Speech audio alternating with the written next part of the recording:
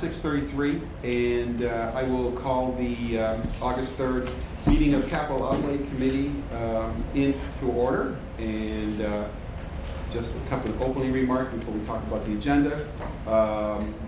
We have a full agenda this evening, including approval and review of our meeting minutes. We have a report for discussion of ongoing capital projects. It's a standard report we've been looking at for the past several weeks. And then we have a discussion of the FY24 capital improvement plan, financial perspective. So, and thank you to all the department heads for being here. And as we go through the evening, we'll introduce you. And thank you for coming here, Don. And we'll have a further discussion on the capital improvement financial policy. Capital improvement policy, plan policy. And then we'll get into future meeting and agenda for topics for future meetings. So at the onset, I also want to thank John and Mike for the quality information that providing the department with. I know we've been running you guys ragged with reports, but you're meeting our needs very well. And I want to thank you for that. It's really well organized. And with that, the first item is approval of minutes actually for June 20th meeting, and I know that people may not have seen them. If people don't feel comfortable approving them this evening, if you haven't read them, we can bounce this to our next meeting. Just what's the will of the committee? Anybody have any? Motion to approve. All right. Second. Any discussion? Okay, motion's been made and seconded to approval of the meeting minutes of June 20th. All in favor? Aye. All opposed? Okay, unanimous. Thank you, Sarah, for the meeting minutes, the quality minutes as usual. I'll open the discussion on the second item, which is discussion of ongoing capital projects, open and ongoing. Mike has presented this report a couple of times in the past to kind of give us the committee a perspective in terms of our FY23 capital projects. For updates, a running list of what's the status of those projects, which ones are pending completion, which ones have been completed, and so forth and so on. So I think I'll open this up by saying that we have a number of department heads here tonight. If there's any discussion of any particular projects on this list, it's an opportunity for us to talk about. Maya, yes. I did have a few questions there. It looks like there are 3 older projects that are on hold for good reason. I'm not questioning. I'm just curious. So what the dollar amounts are and what the original funding sources were. So it looks like the library painting, which I think was $120,000, and the facade, I wasn't sure how much that was. The Oldham tiles, it looks like there's about $85,000 remaining, and that was borrowing. Is that correct? And then the Nord High School solar, that looks like that's on hold as well. As I said, I'm not questioning. I think it definitely makes sense to finish the full study of the library before we start moving things around and painting and replacing the facade and things like that. I'm just curious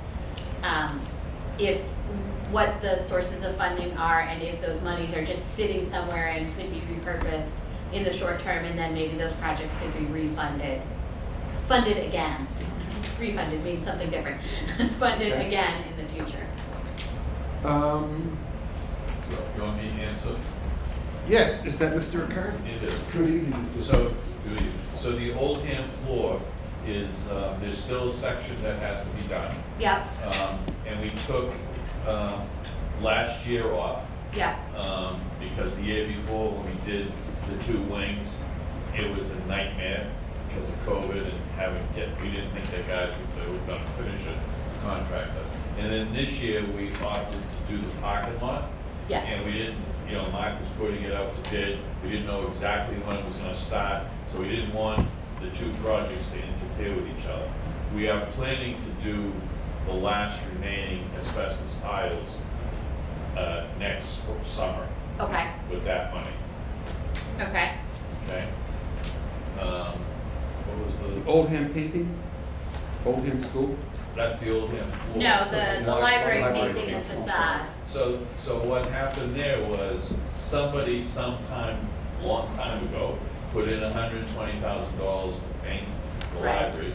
When we actually got some estimates, it was over $400,000 to paint this place, and it was almost $300,000 to pack up the books, so that the books would go back where they're supposed to go back. So it was a big job, and that's when, and you can't do that until you do the facade.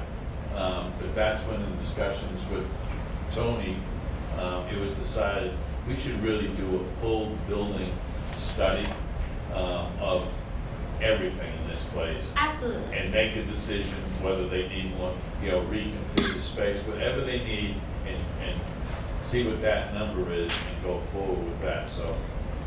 So, Yeah, the money can be repurposed to this, I'm really confused because there's so much money, and John will bear this out, there's so much money under library that I'm not sure what to do with it all until the study happens. that makes sense. So I was just curious, was that money free cash originally? Was Oh, I it don't- borrowing originally? I don't We'd know. have to, we'd have to check to clarify. If it was borrowing, we probably haven't actually borrowed it yet, but we have it on the list. Pull it up for you just a minute. Which one is this painting?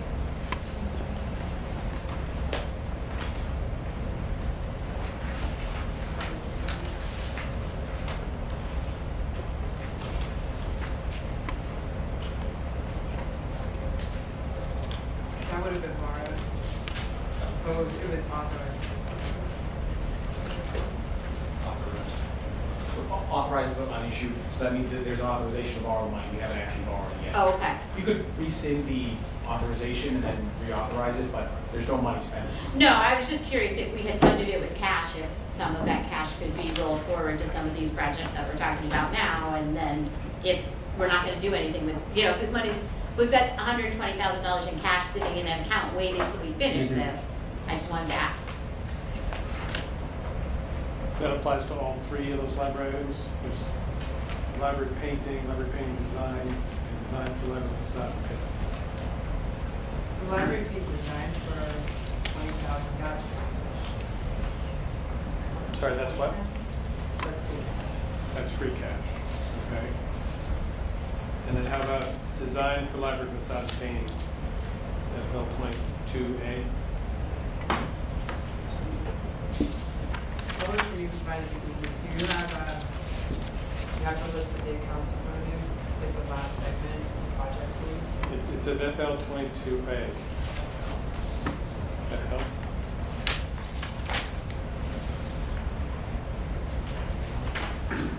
Yeah, that is. Here's the free cash. Yeah, that's free cash. Okay, so the first one was bonding and the last two were free cash. How much free cash was that between the two of them? I think it's 165. Okay.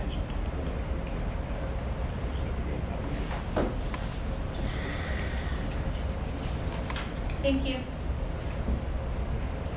So Ernie just asked a question, what happens to the free cash if it's not allocated to that project? If we wanted to pull it back.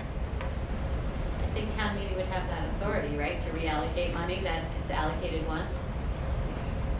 For a specific project. So it's available for reallocate. You had a question about the high school solar as well? Oh, yeah, that was the other one. That was a much smaller project, the high school solar. So, David Ruggiero, when he was here, went out to bid to repair that, and it came in much higher than the $25,000. And we're having conversations with the light department to see if it's worth contracting out the same way they're doing with the landfill, and then not be responsible. So, the system is not on, it hasn't been on for 3 or 4 years. So I don't know whether that's free cash. I think that might be free cash too. So we don't have plans to put the system back online unless an outside vendor does it and pays us rent for the roof space. Okay. All right, thank you. Any other questions on the FY23 capital projects updates? All right. With that, we'll go to agenda item number 4, discussion of FY24 capital improvement plan and financing perspectives. So at this point, I think I'll turn it over to Tony for presentation, and we do have a number of department heads here, which so many of you I wanted to you're all welcome. Do you want to do introductions now while I get set up? Yeah, I want to go down. John, why don't you start introducing yourself to the committee? John King, Director of Recreation. Hi, Chief Bill Brooks, Nova Police. Andrew George, I'm an Assistant to the Chief of Police. Florida County Facilities. Mike Ryan, Public Works. I'm General Economic Development Director. Mark Raymond, Airport Manager. Michael May, Finance Director. Alex Haggerty, Town Treasurer. Tim Bailey, Fire Chief. Thank you. Also note, welcome Ms. Haley from the Finance Commission to our meeting. Thank you as well. All right, with that, Tony, we're all set for your presentation. Thank you. Thank you, Bob. We're going to go through the projects on the list for this year, and then we're going to talk a little bit about some potential financing options. It's still a little bit early, but just some models that might be out there. As I go through, feel free to just stop and grab me. We get a lot of questions, as we usually do. We'll wait till the end and answer at the end, but feel free to stop as we go through. And we can always, of course, come back to any projects if anyone has questions at the end. First up on the list is the airport runway safety area design. So this is a design project. This is a project we're funding 10% of. MassDOT or the FAA is funding the other 90% of. This is a 300-foot safety area at the end of the airport. It's currently at the end of the airport runway. It is currently unpaved. This would end up completing the design, so we go ahead and pave that. It was listed as the #1 priority in the airport master plan. I know the design number seems fairly high for a short area of runway, but the complexity of the airport regulations with FAA regulations, with the environmental regulations, makes this anything at the airport be quite complicated, more so than any other 300-foot stretch approach. We can always come back if you have other questions. Security and wildlife fence, this will be a 2-phase project, 2 years, $140,000 allocation from the town each year. This is again a project where we're paying 10%, and MassDOT and the FAA are paying the other 90%. So it's about a close to $3 million project. I know that sounds like a lot for a fence, but we are doing effectively close to 4 miles of wildlife fencing throughout the airport. There is also a significant amount of environmental permitting and FAA regulatory permitting that goes into something as simple as a fence. You may question why we need a wildlife fence. A wildlife fence is designed so that the big critters can't get in and out, but the little critters can get in and out, so we take into account that the bunnies can go in and out. We did have a deer strike a plane as recently as 2 weeks ago, so it does happen. It can be a significant safety issue. Most of the fence, as you can see from the pictures, is about 20 years old, and unfortunately some of our bigger critters are getting through the fence. Like the other project, this also is our 5% share and the rest of the project. It's a 10% share, but we're only paying 10%. So that $140,000 represents our 10%. All projects at the airport, we're either getting 90 or 95% of them paid for. And is the 140 represent both phases or just one? No, that's one phase. So So the first phase of 2. Correct. The second phase is the same thing, $140,000. The FAA wanted us to fund it in 2 years because they couldn't fund the complete project in 1 year.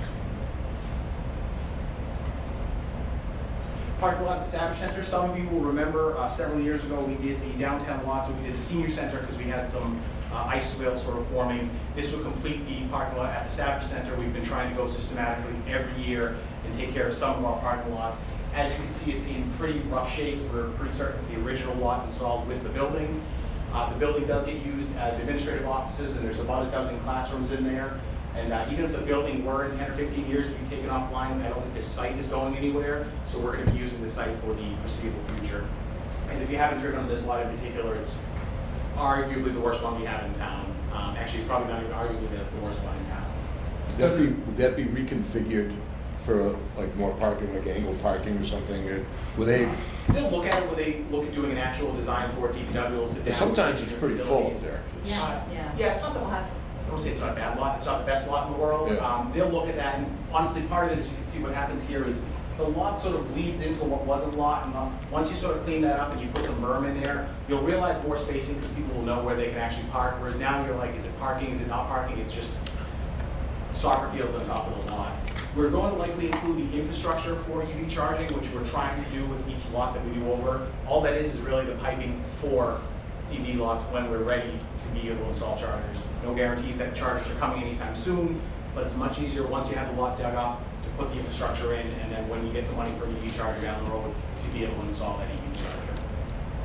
And this is not for, I'm sorry, go ahead. Would that include the driveway down to Father Max? I think would include the entire project, the entire parcel. Not, Okay. probably not the little parking lot farther max, but maybe we can take care of that when we do those streets over. They're not the senior center. The senior center's done. Yeah. So probably not a bad idea, we've broken this up into two, but it is, once the building's about 70% done, once that's done, this is hands down worst condition lot. Is the 514, going back to what Ernie asked, does the 514 consider just replacing it as is, or is it just, because It's based on total size, reconfiguring the parking. I don't think we're talking about increasing the impervious area by any significant amount. So reconfiguring it as it is, we can get within that budget amount. Just adjusting the striping. Basically, yeah. You anticipating any drainage work or just use the existing drainage system? Mark, you've, drainage is fair. No additional drainage work, just whatever system's there, we would maintain. The other half of the lot with the senior center is seem to have some more runoff and drainage issues. just a question of, Yeah, no, go ahead. no, there, I noticed that the following fiscal year, you're going to be doing the basketball courts up there, or pickleball courts, whatever you want to call it up there. Does it make sense to sort of bring it in together at the same time? I don't think so, because the lot you're gonna wanna do and get done, it's really separate from the courts. If you were to do the two of them together, it would still be two different bids, it would be two different contractors. just, have we looked at that parking lot on the weekends? Because I know during soccer season, at least in my experience, there's been a lot of trouble with the neighbors on Cawthorn and Vernon and parking on their streets, so I'm just curious as to how much is that utilized? In the weekends, Yeah, when we look at the reconfiguration, like considering, I don't know if it's possible to put some more parking out near Father Max, because that Father Max parking lot is quite frankly it's useless. kind of a joke. It's There's useless. 6 or 7 spots there Right, for. and you're putting a lot of people up there on fall and spring weekends. Sure. I think the goal would be to maximize the amount of space that we can get for parking within the lot. So the most you can cram in there. Again, we've lost spaces just because the lining has faded and the parking lot itself has faded. When you build a new lot, you're able to actually maximize all your space. I think we'll get more spaces than it currently has out of it once it's actually cleaned up. Questions? Apparatus floor design and study. So the apparatus floor in the fire station is not just a floor in a traditional sense. It contains the drainage system for the trucks, for the equipment for the trucks. And we've had some problems the last couple of years, I think Paul can speak to, with those getting jammed up. The lot, Paul can explain it better than I am, the floor is actually sitting in a way that we're worried that it's cantilevering. So some engineering work has to be done to decide what needs to be done to the floor and then how we go about doing it. Remembering that what actually sits on that floor is not only a significant dollar value for equipment, but weight-wise, it carries an enormous amount of weight on the floor. Paul, you should. Yeah, well, it's also heated, and that's a concern now. That system is 20 years old. Besides what Tony said, we really need to take a look at the heating, the radiant heat that's in that floor.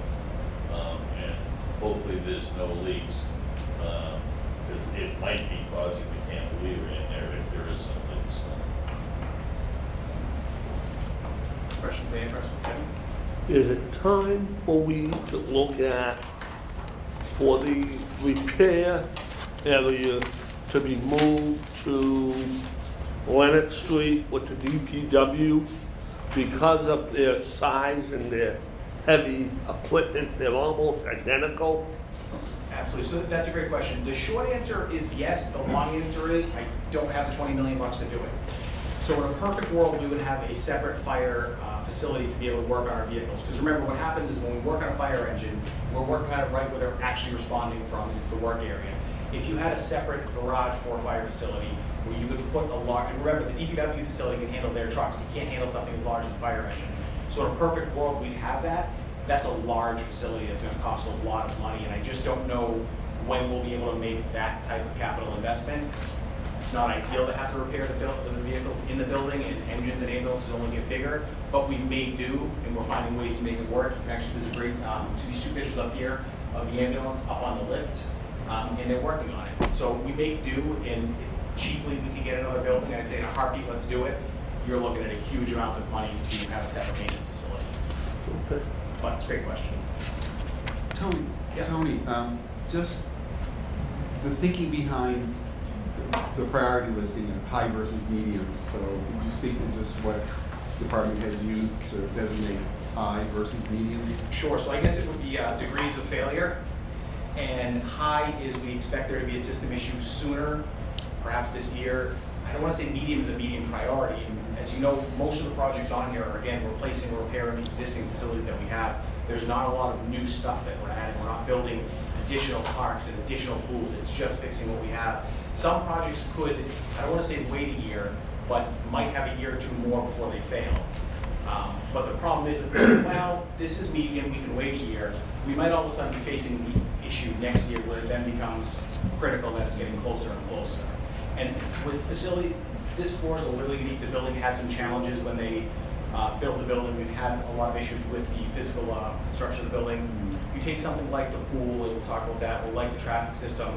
As these systems get so far beyond their expected lifetime, you could see a major failure at some point, and that could create an issue. So you can wait a year, but anytime we say let's wait, we know that we're gonna be doing it, and I think all these projects are gonna get done at some point. The apparatus floor is okay today. It's starting to show problems. We'd like to try to get ahead of it before we have a critical failure that all of a sudden costs us a lot of money. And a structural failure on the floor, and I don't think that would necessarily happen. Again, you're talking $5-6 million worth of equipment there, and then you're also talking about our fire response. And not to scare anyone, it's not a critical emergency, but if all of a sudden the floor had such a problem where it was unusable, where do we put our fire response equipment, and where do we respond from it? And what does that cost us to set up temporary headquarters? We built the building to set up temporary headquarters up at the airport. I mean, that's hundreds and hundreds and hundreds of thousands of dollars. And then where do the firefighters stay? Because they need to stay where they're able to respond to the equipment. So it's both critical and it hasn't failed yet at the same time. Thank you. Tony, what's underneath the floor? Is there a basement? No, just the drainage system and the radiant heat. Okay, so it's sitting on grade, it's not. So Tony, Yep. this is designed for $75,000, so we've been using like a 10% estimate, so we're thinking this is somewhere in the neighborhood of $750,000. It's a big ballpark. I don't think it would be a couple $1 million. It could be, hey, spend $40,000, fix this, and you're good to go. But the engineering to look at it and figure out what's wrong is probably more complicated than the actual solution. Right, so, but I'm just curious, do we have a placeholder for that $750,000 anywhere in this I don't think plan? we do yet because it's just, we don't know. I'd like to see a line for that. I think anytime we have a design line, there should be another line with like a placeholder a year or two out to say like that's happening, because otherwise we're not kind of That's true. being This could honest be- with ourselves about what that is going to do to the out years. Sure. This could be we could spend $20,000 in having an engineer look at it, and they can come back and say, we found this problem, and fix it, and it's $8,000, and then we're done. So we could certainly put $500,000, but it's at the point where this is really sort of investigative money to figure out what's going on. We don't know how wide it's gonna go, other than it can only be the radiant heating system and the floor and the drainage system. There's nothing else for it to. No, I understand that. I just think if we have a line item in there and we have something listed, a number listed for FY25, then that Put something reminds us in to just- look at it again when we get to next year. We can definitely do that. We can come up with something. Questions of the apparatus floor? Moving on to the mechanics truck. The mechanics truck was originally a brush truck that when it reached the end of its life cycle, instead of buying a mechanics truck, they switched over to the mechanics truck. It is an 07. This is the truck that the mechanic uses to not just deliver parts, but to go out and repair engines when they have an issue, or ambulance when they have an issue on the road. It's not part of our regular vehicle rotation because it's one of those sort of odd one-off fleets. The rec department is similar to that, where they have 2 vehicles, so we don't necessarily plan to replace the 2 vehicles because we know that they're going to come up about every 7 or 8 years. This truck, again, it's an 07. It's just time for it to get replaced. It's something that you wait until you start to have a critical failure, and then you replace the truck, and the next one will probably last us 15 years as well. It's a frontline vehicle. It's not a DPW vehicle that we're cycling in and out every couple of years because they're really getting beat up. So the next truck will last us more than 10 years.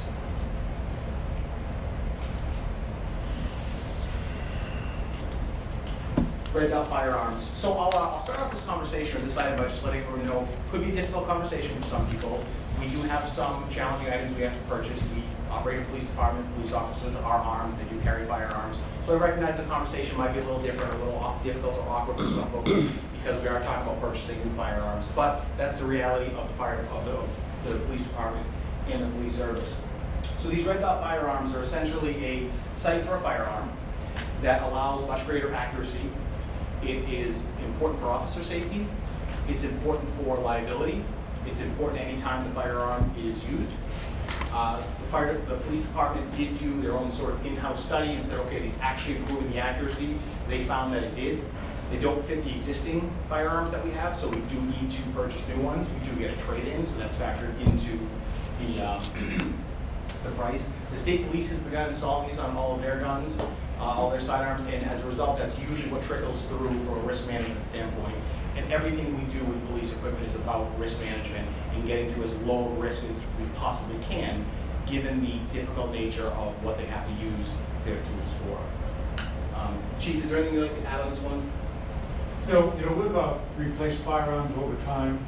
The last one I think we went and looked for tax money was 1989. When we upgraded firearms in 1996, we did it with seized drug assets, and when we did it in 2014, we did it again internally through the budget and seized assets. But firearms equipped with red dot sights run about twice as much as the standard firearm, so that's why we need the money this time. And as Tony correctly pointed out, with the slide on a regular firearm is not milled so that it will take the red dot. So it requires us trading in our current firearms, buying almost identical firearms except brand new with the red dot sight. It does 2 things, by the way, and Tony mentioned accuracy and therefore higher scores. The other thing is you don't have to squint. In other words, you don't have to close one eye. It means you just put the dot on where you want the shot to land and your eyes are open, which allows you to see the entire event in front of you instead of just half of it. You don't have to squint, you don't have to shut one eye. And the idea, we did a pilot, Tony mentioned it, and that's why I'd like to get this done this year. So now we have a small number of officers carrying the red dot sight. You train differently with that sight than you would with a standard set of iron sights. So I'd like to standardize the firearms, get everybody on the same weapon as soon as possible, so that everything's uniform. Question, Willie? I don't have any questions about the idea of it. I was just curious, how long would we expect this to last? Like, if we invest $100,000 now, when would you think we might be needing to replace again? Like I said, we replaced, we turned over firearms 1989, 1996, 2014. So we do get some longevity out of the weapons, and then when we do turn them in each of those cases, our current firearms are traded in. And Glocks kind of retain their value. So even if they were traded in 10 years from now, they would have retained much of their value. Okay, thank you. It's 7 to 10 years, and you always do get. I think again, this is the cost after the trade-in. We're getting $400 or $500 per item for trade-in. Okay. Just a question, I mean, you're adding another feature to a piece of equipment. I presume there's a battery or something that generates the light? They do. They carry a very slim battery that sits under the sight. They get replaced once every 1 to 2 years. We would do it as part of our training. We just replace the batteries rather than waiting for them to run down. Right. We take something similar to a watch battery that sits under the sight on the top of the firearm. Okay. Wow. So the this expenditure is for totally replacing current inventory, you're not staggering it over time like. No staggering, that's right, Bob. In fact, that's the point, is to get everybody on the same page and everybody uniform all at once. I think that fourth point is the one that really stands out when it comes to this discussion, so, thank you. Other questions on this item? Next, slightly less dramatic, the police tasers. We are in a regular replacement process for our tasers. Now, this is one of those items that at some point we do want to work into the operating budget. There's some other items that we want to as well. We're still working on vehicles, and I think it's worth reminding everyone that about 5 or 6 years ago, the amount of money we had built into the budget for vehicles was $0.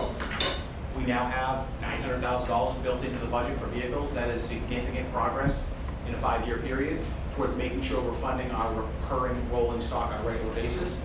We've got, I think, a little bit more work to do there. We're honest, we're seeing some crazy prices. There might be 1 or 2 more vehicles we need to add, and then we're done with that. And then we can move on, and it will be a discussion for capital outlay, selectmen, and FinCom. Do we do department equipment or do we do IT equipment? But this will be one of those next items that we start moving in once we've completed vehicles. Do somebody on the line or? Somebody said it, yes. Oh, okay. Hey, Marie. Questions on the tasers? Hey guys, sorry I'm late. No worries.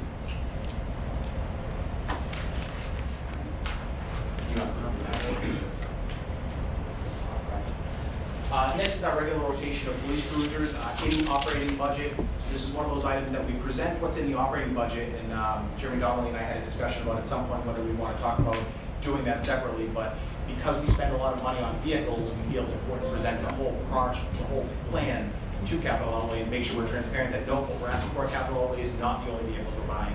We've had police cruisers in the budget for about 5 years now. We try to get them to about 4.5 years to maintain the fleet. It's been working very well the last 5 or 6 years. We've been keeping the fleet in reasonably good condition. In the operating budget, we'll likely be in the operating budget next year. Questions on police cruisers?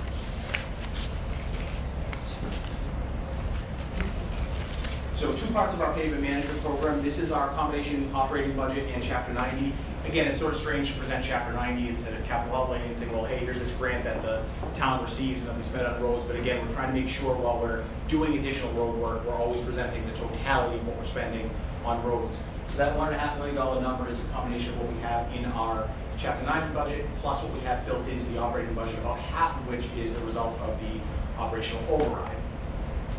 The other part of the pavement management program is year 4 of the road repair program. And when we started the road repair program, we looked at what road work we would need to do to get up to a certain point where our roads were in generally good condition and we could maintain them. So we split that out over 5 years, and once that 5th year is completed, what we have in the operating budget, as long as we're adjusting for inflation, and we talked about as the road bonds peak and then they start to decline, that money would sort of go into the road budget to make sure we're maintaining it. We will have solved our road paving issue in perpetuity, but it's based on that 5-year plan. So questions on road paving? Tony, so this is year 4, there's year 5, and then it stops. All right, the annual though, I just noticed on the plan you've got this year and 2 more years, but nothing for 4th and 5th years. It's part of the operating budget. It's probably just not in the spreadsheet. We should include Probably it for the it's out filling years. those 2 boxes because it's saying it's every year forever. Correct. Looks like we're just done with roads and not doing them again. That $1.5 million number will be able to maintain us in good shape, the shape that we've built after clearing our backlog Right. of unpaved roads. How, That's the basic goal. That's what we're excuse doing. me, Yeah, I'll look at them and talk. Kevin first, go ahead. on road repair, are any of these going to be with lights? No, so our paving program, this is just Okay. paving, this is Paving. just roads. We sometimes get a question about sidewalks. Sometimes sidewalks are done. We do some work with sidewalks, but we built a plan on getting the roads to the condition they need to be in. So some streets, depending on the condition, this is Allendale. Drive down if you get a chance, it looks phenomenal. The street was in really, really rough shape. The sidewalks were also in really, really rough shape. We have 2 streets in town that have sidewalks that were done as Works Progress Administration projects, and they still have their black brass plaques in them. They're really cool. And honestly, other than a couple frost heaves, they're in better condition than a lot of sidewalks we've installed since. I'll send the picture around. I have them with a little brass plaque there on. They're pretty cool. Questions on road paving? I did have a question on that. So I have been advocating for a while that we should be catching up on our roads. And so I was thrilled when we started this project 3 years ago, and definitely in favor of it. I'm just curious about, now that we're looking at, you know, like the general, like not even including the water borrowing, we're looking at more than $13 million in proposed borrowing for this fall, we're to ask for. And I'm curious, I was a little surprised, I guess, to see that the road repair program was marked as high. That extra $2.8 million was marked as high priority, and the bridge replacement at Hawes was marked as medium priority. And just curious kind of what your thinking is on, like, you know, we had said when we originally looked at this, when we proposed this 5-year program, we were gonna, you know, authorize it again every year. Sure. We weren't committing to 5 years. And part of that was we were gonna kind of see how much money we had available and what our finances looked like. We're just looking at a lot of borrowing here, and I'm curious if it makes sense to slow this down a little bit, stretch it out to 6 years, or pause for a year or something like that. So a couple things, and I'll turn it over to Mark. One is, in terms of the priority, the bridge needs to get done. Bridges last a long time. That's something where if it waited a year, it waits a year. Now with the road program, we built our program on getting to a certain point. So we can take a pause, but if we take that pause, that goal then gets moved. Yeah. And then the number that we have in the operating budget won't work. So we built we'll have to look at an adjustment down the road. So if you say, well, let's not do it this year, and then let's just restart, 2.8 and 2.8, if you're getting about inflation for a minute, might be 2.8 and 3.3, and then it may take us an additional couple of years, and then the road condition ends up dropping down from where we wanted to get. So that's why we listed it as a high priority, because if we finish year 4 and year 5, we're done and we're there. It's different from the water lining, for instance, where you line the pipes and they are done for 50 years, you don't need to touch them again.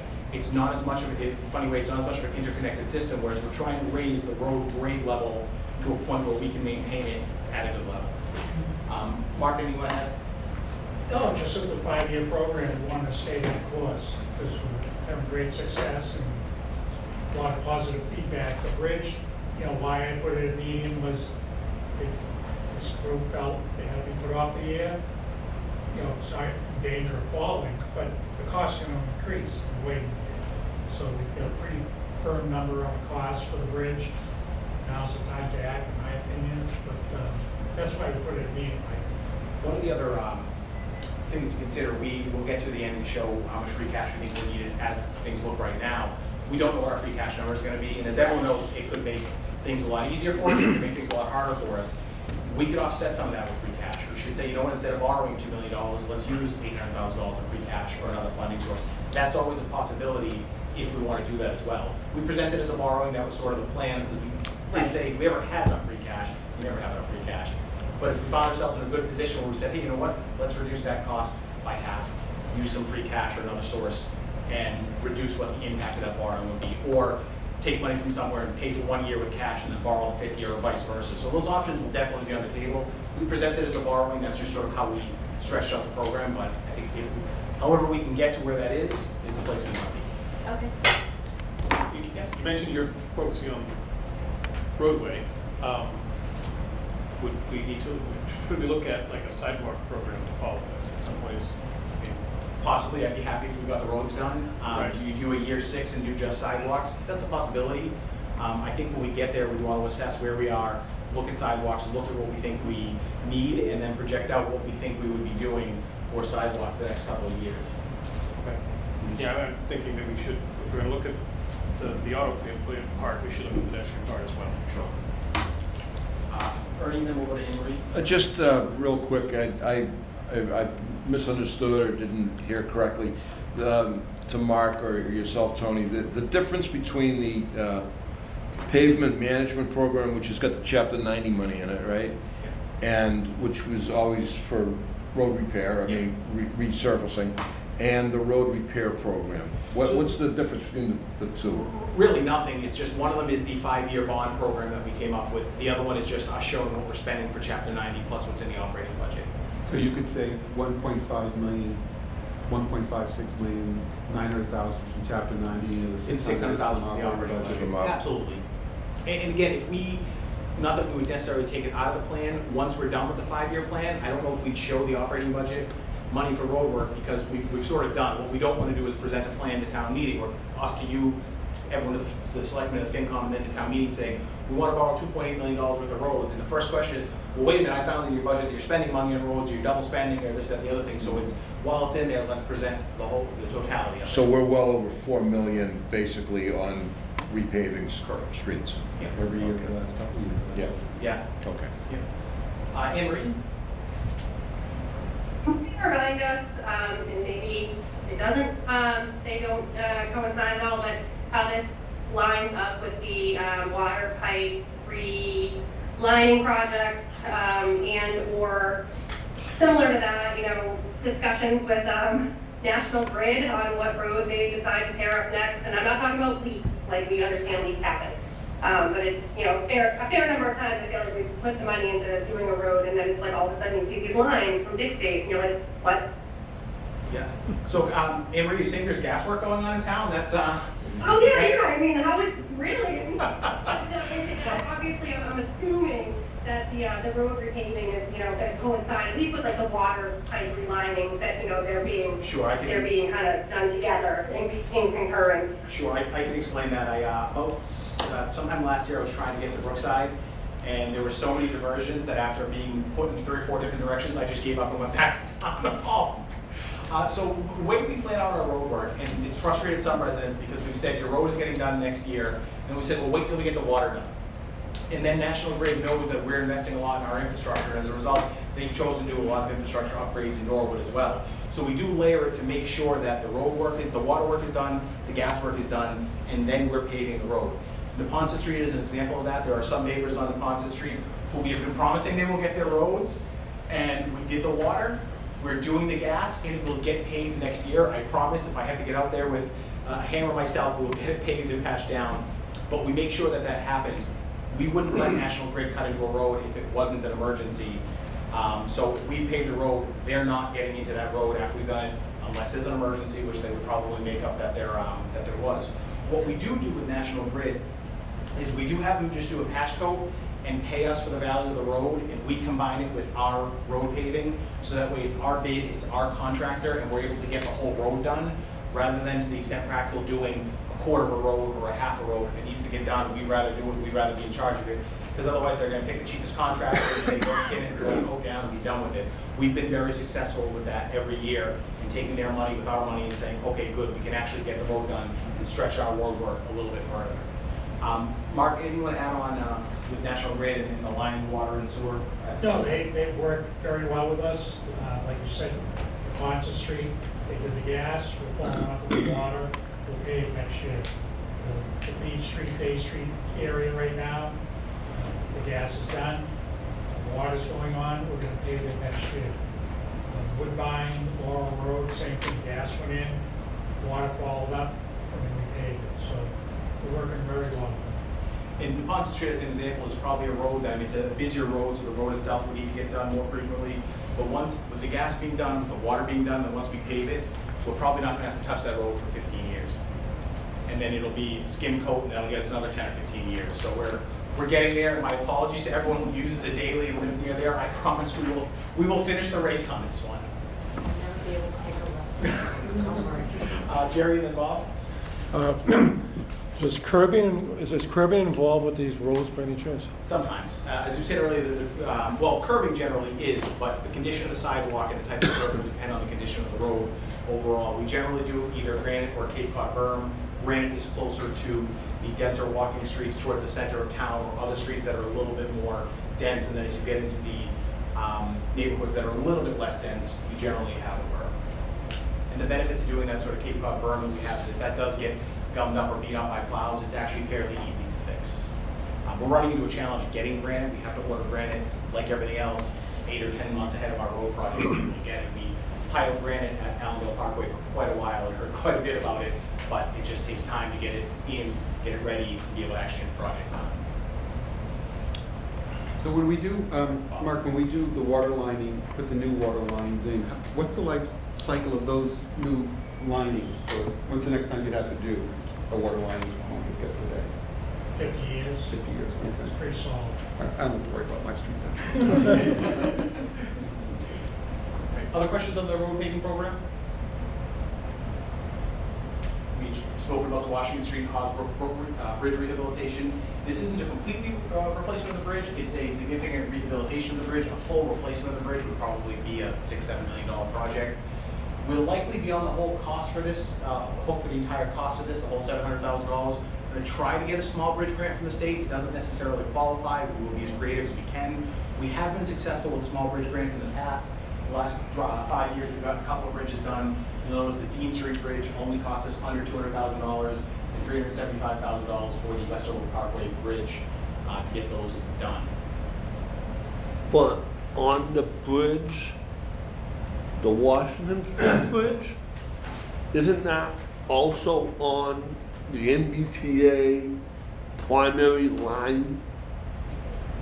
If you're done for the bus? Yeah. Yes. So we could make that argument to the state. I'm willing to ask the state to give us money to fix the bridge because their bus goes over it, but I don't know if we would be that successful. But Why wouldn't it qualify where the other ones did? I think it's due to the size of the bridge span. Is that right, Mark? Bridge span, yeah, absolutely. The small bridge program. Oh, that program goes up to, is there another program for bigger ones, or is there no? No, the state has said we'll help you with the little ones. Anything after that, we're all going to turn a blind eye to and hope it doesn't cause a problem. Unless they own it, okay. Correct. Even then, I think that's what they're picking a little bit on. Questions on the Washington Street Bridge? Ellis Pond Dam improvements. We had done the design and the investigative work for this. It's really just some significant repairs to the dam, including fixing the tow drain and resetting the seal on the middle portion of the dam. The DPW has been able to do a lot of work. They've been able to help out quite a bit, but this project has come up as necessary to keep the dam in good working order. This is an example of a project where you never want to wait until the very end and say, okay, we're at year 57 of the 50-year dam. Let's see what we need to do. As it comes up, we do want to do it. This is a potential type of project down the road that a stormwater utility fee could address some of the work that gets done here, not necessarily here. We may have a proposal to pay for this with some ARPA money because one of our other projects is receiving some grant money, but we're not 100% sure yet. So we're presenting it as a cash project. Questions on the dam? This is just basically called this maintenance, essentially. Yeah. What it is. Significant costly maintenance. Yep. Yes. Speaking of stormwater, constructing improvements to the Meadowbrook Channel, this will be one of our first significant stormwater projects in quite a while, being funded out of our ARPA money to the tune of about $1.8 million. And will improve the channel from Meadowbrook all the way to Sunnyside and to 6th Street. So really you're sort of, I don't want to just say dredging, that is a gross understatement of what actually happens, but you're cleaning a lot of stuff out in dredging to allow better water flow. All the water that hits any impervious surface in town eventually ends up in a waterway. Those waterways don't have the space and the capacity to absorb it. That's what it backs up into houses and streets. Ernie? Is this part of the, or different from the Meadowbrook, from the stormwater task force, this $40 million? Yeah. Is this part, it would be, this is part of that? Correct. We're applying some grant funding because we have to do some of these projects. We are, if there was to be a stormwater fee to pay for the rest of the work, we would want to do that. But again, with such a backlog, we're trying to tackle what we can tackle. Right now, it's funded with ARPA. Correct. Federal money. And from our meeting today, I think also good news, we've secured, I think through the work of Holly Jones, additional grant money for support. Correct. Stormwater. On the next project, we'll show it just future project, right? Questions on this particular question, Jen? Can I ask, what we've been hearing through the stormwater and everything is that we put this off. Why is this a medium priority project? You put it off, you want to put it off again, we can, it's Well, but that's why it's not high. I mean, why is it medium? So I don't agree with trying to rate these projects medium to high. We were asked to say they're medium or high. I could have brought back that everything is high, everything is medium. It's completely sort of arbitrary as to what's medium or high. Are they high, are they medium? Some people won't pay a stormwater fee no matter what, because they don't care that their house is flooded. Other people will say, please do something about this project. These are projects that have been lingering for a while, given the cost, and given the other choices that we've had to make. The rating of medium or high or low is somewhat arbitrary. I would really look at it as, we can wait a year to do this. We had our 500-year storm. I would assume the 500-year storm doesn't come in the next year. But every year, not only does the cost go up, the risk goes up as well. We might get away with it next year. We can delay this 3 or 4 years and say, nothing happened over these last 3 or 4 years. But I was out the night of the storm and remember the night of the storm. So how far do you want to kick that can down the road and take a risk that nothing happens? Well, I think also, I probably would debate the rating as well, but there's no reason for us to delay it since it's funded by ARPA. Well, that's where Right, so, that's you know, where I don't understand. I would add to the equation, so like, well, it's federally funded, if we have the money, we should use it for this project Before they take it back for it's some spent reason. somewhere else. Come on. Right. So as I recall from the presentation, you have to do these projects in order of going upstream. Correct. This is the first one. Correct. So to me, that would make that the high. The next project would be medium because you can't do it if you do the first one. So Fair point, yeah. yeah. I just wanted to ask about the next one. I know you haven't slipped to that slide yet, but I feel like they're all so There you go. intertwined. Yeah. So we're looking, it says the retention basin, $855,000, and it says ARPA and MVP. And then there's $8.1 million the following year. Is there grant money for that as well, or is that $8.1 million that the town would have to fund? That's gonna, yeah, we don't know, but, you know, the utility committee is going under the assumption that, you know, that we need to have a funding structure for that, and we would anticipate that hopefully the town will accept a utility fee to help fund that project.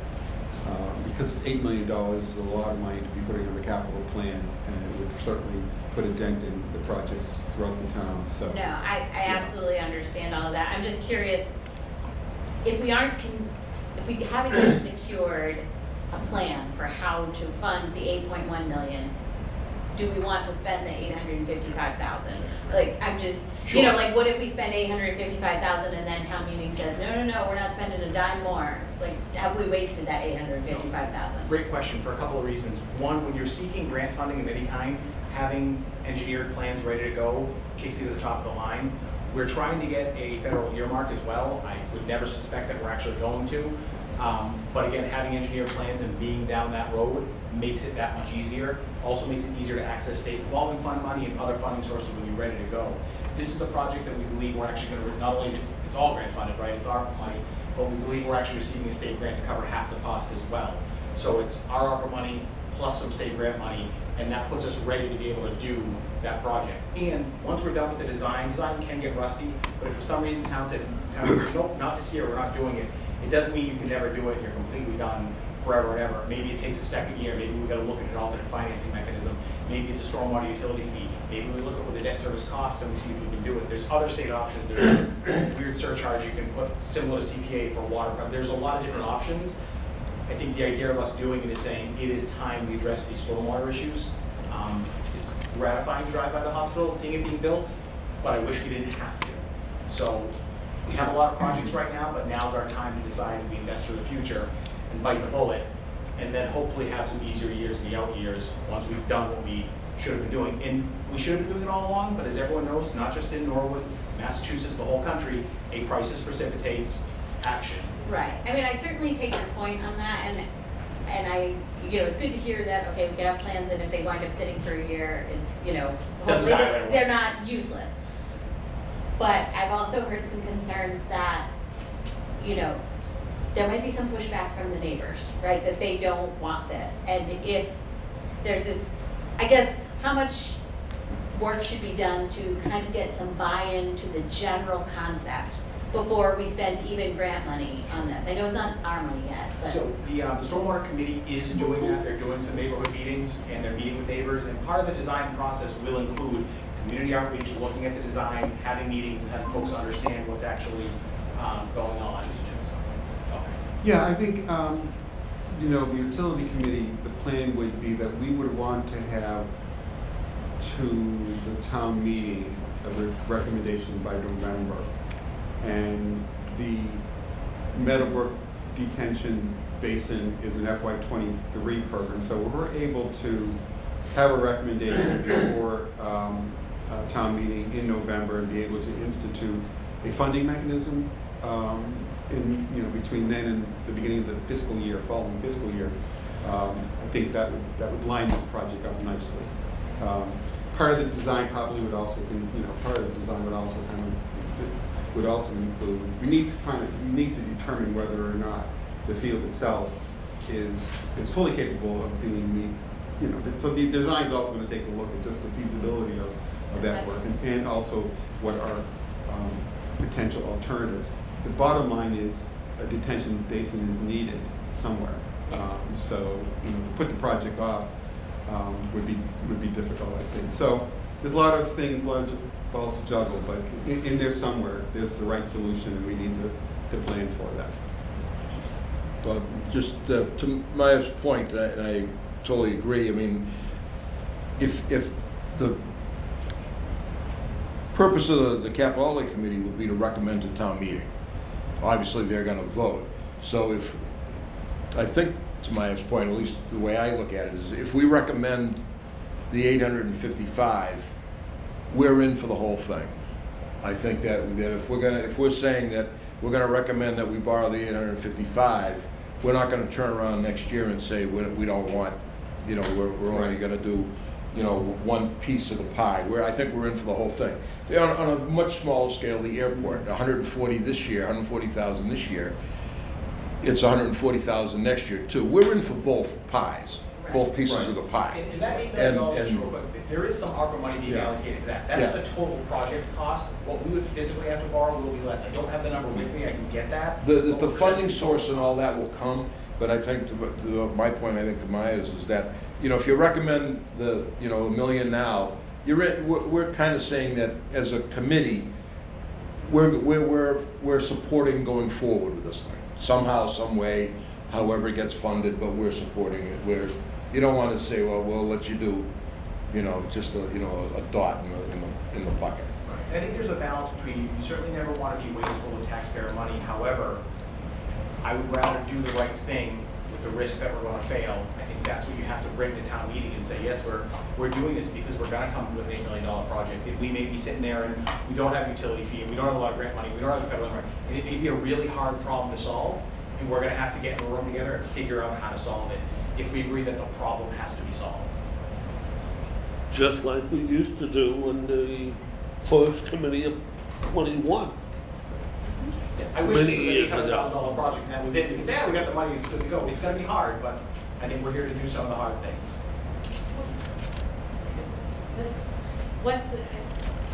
Follow up on this, will this plan come before town meeting at the same time as the stormwater utility fee discussion? Like, are they going to be at the same town meeting? Could be, yeah. Because the 855 is FY '24 plan. We'll be voting on that in November. Okay.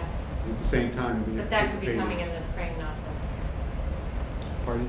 but the stormwater utility fee, is that? We want to have a recommendation, hopefully, to the meeting in November. It's in order for the town to have the ability to put forward the administrative processes necessary to structure a fee and have the board approve a fee for July 1st. So. Yeah, and just to that Bob's point, the process of sort of doing a stormwater fee isn't as simple as we just say vote do the stormwater fee. There's the town meeting vote that's required to establish it, usually in bylaw.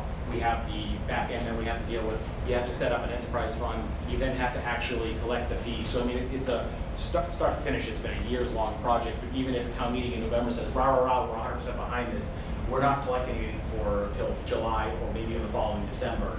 And there's still a lot of work that has to be done on the modeling and the amount and details have to be worked out. But that first sort of, yes, let's move forward, maybe in November. I think it ties in well with, hey, look at what we have to spend and look at how much more is there. If we're going to do it, I'd rather present it to town meeting sort of all at once and say, this is what we're doing, than, okay, you approved it and then slide in a couple months later and say, by the way, also do this. Sometimes one punishment. Questions on the specific design project? Traffic signals have to be Washington and Street and Hat Street corridor. Based on the design, the this would replace the traffic control system. And I always like to remind everyone that when you think of a traffic system, think of a circulatory system. Everything actually has to work together and flow together. For downtown, that system is an integrated system. However, it's failing. And when I say failing, what that means is a lot of the wires are burnt out, they're not transmitting. The system is supposed to be timed in sequence, and because it is so old, it was installed in the early 80s, which doesn't mean that things from the early 80s are old, but for traffic systems, that's old. And one will get out of whack with the rest of them. It screws up traffic, and they have to be manually repaired. We're doing as much of the patching as you can do, but you can only rip in, pull up new wire, and tie it together and time it and get it to work so many times. It's really about the system, but I'll also point out the infrastructure. If you walk around downtown and you look at a lot of our pedestrian boxes, they're in rough shape. They are beat up. We've welded plates on the plates. There's not much more we can do. Our ADA compliance is good, but it's 1980s ADA compliance. A modern system will bring us up to modern ADA compliance. That's not why we're doing it. That's an extra benefit of it, but it is about replacing the aging, failing, I call it a dumb system because it really is just wires and timed in sequence. We're spending $40,000 a year maintaining it, and that's really just repairing things when they break. And that's only going to continue and get worse as time goes on. So we've got a good 40 years out of the system. It's time for its replacement to make sure we can have traffic flow, and we'll be able to have some smart functions where we might be able to vary the time for walking on the weekends versus during the week, and some actual sense of traffic flow instead of 10 seconds, 10 seconds, 10 seconds, 25 seconds, which is the best you can do. It's an old system. It's just run its life course. Mark, anything you want to add to the traffic system? No, I mean, the systems now, they're smart systems. I mean, that's huge, like you talked about, Tony. The pedestrian controls will be so much better, visual and audio. So it's a huge improvement there. We have a lot of cameras involved for the police department, solve any issues that go on. So it's a huge upgrade. It's a 1984 system, so it's very integrated. How many intersections is this? Is this just Manhattan and Washington, or is this like the whole Washington Street corridor, or down the Stock Market, or? Yeah. It's the core of Manhattan and Wash. Just the Manhattan and Washington? Manhattan and Washington, It's, yes. I think 16 cents. It includes Winter and Walpole as well. Oh, okay, it goes all the way down that way, all right. Did you say That's all Manhattan one Street, system. you go past the Shaw's Market down to Pleasant, Yes. or To Pleasant? Street. Pleasant Street? So this is construction money, so we've already got it designed, right? Correct. We're in design, yes. You're in design now, so this is the money to actually build. Okay. Questions on the intersection improvements? A couple more operating budget items for the DPW fleet. A one-ton dump truck, so that's 3 times fast. 2007 model with 110,000 miles. This is part of our regular fleet replacement program. This water utility truck, we actually want to pay out of water retained earnings. Same thing, a 2010 vehicle with 84,000 miles and a lot of years on the engine. Questions on this? So water retained earnings is almost like the free cash for. Correct. That's money that the water system had left over, if you will, at the end of the year. We had a good year for water, but I caution everyone that means it was dry and we sold a lot of water.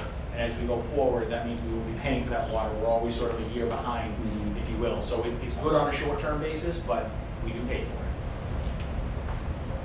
And I'll talk about the street sweeper in a minute. Questions on this vehicle?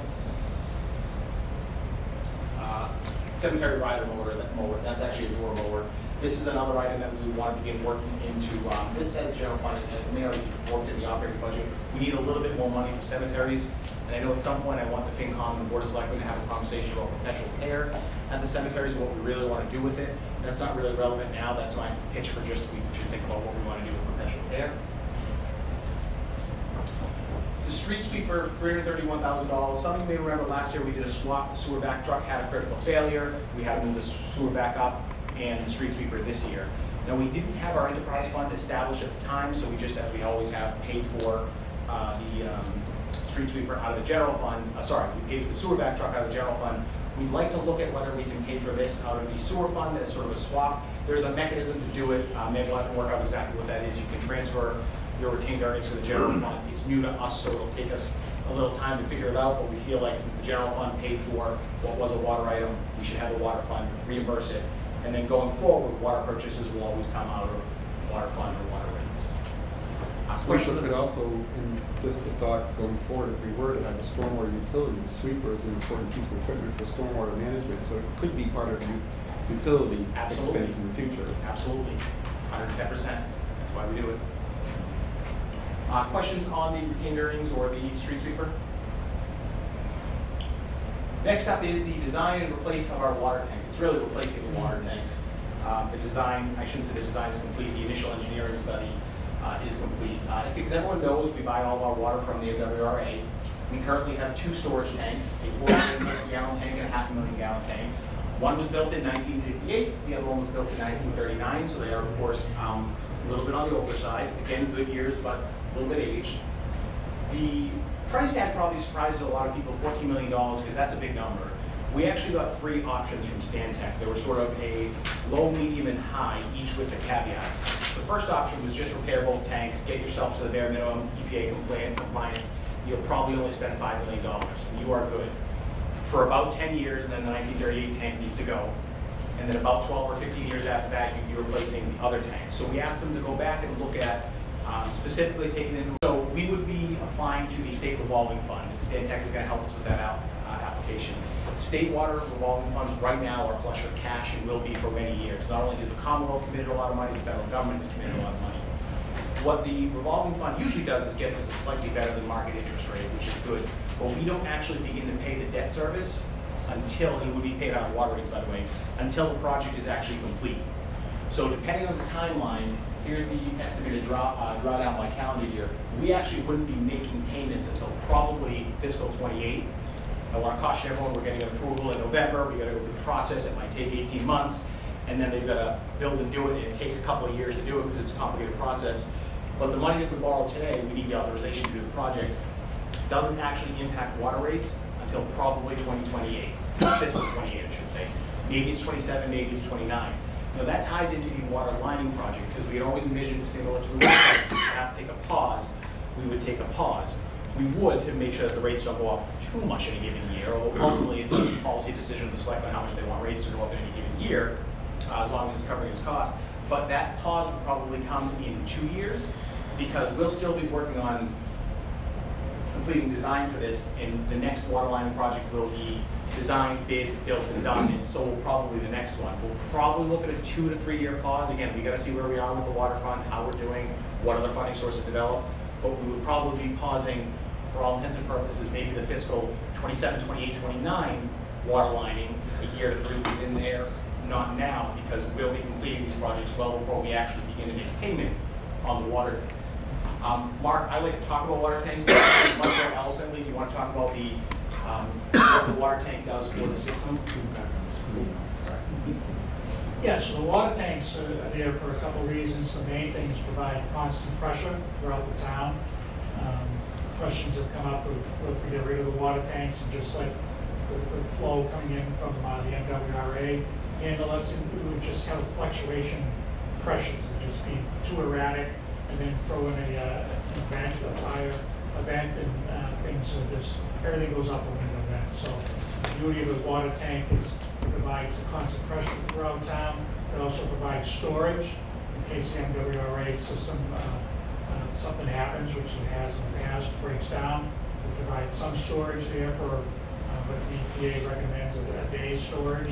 So you need your water tank. So the discussion of can we get rid of the water tanks, that's a non-discussion.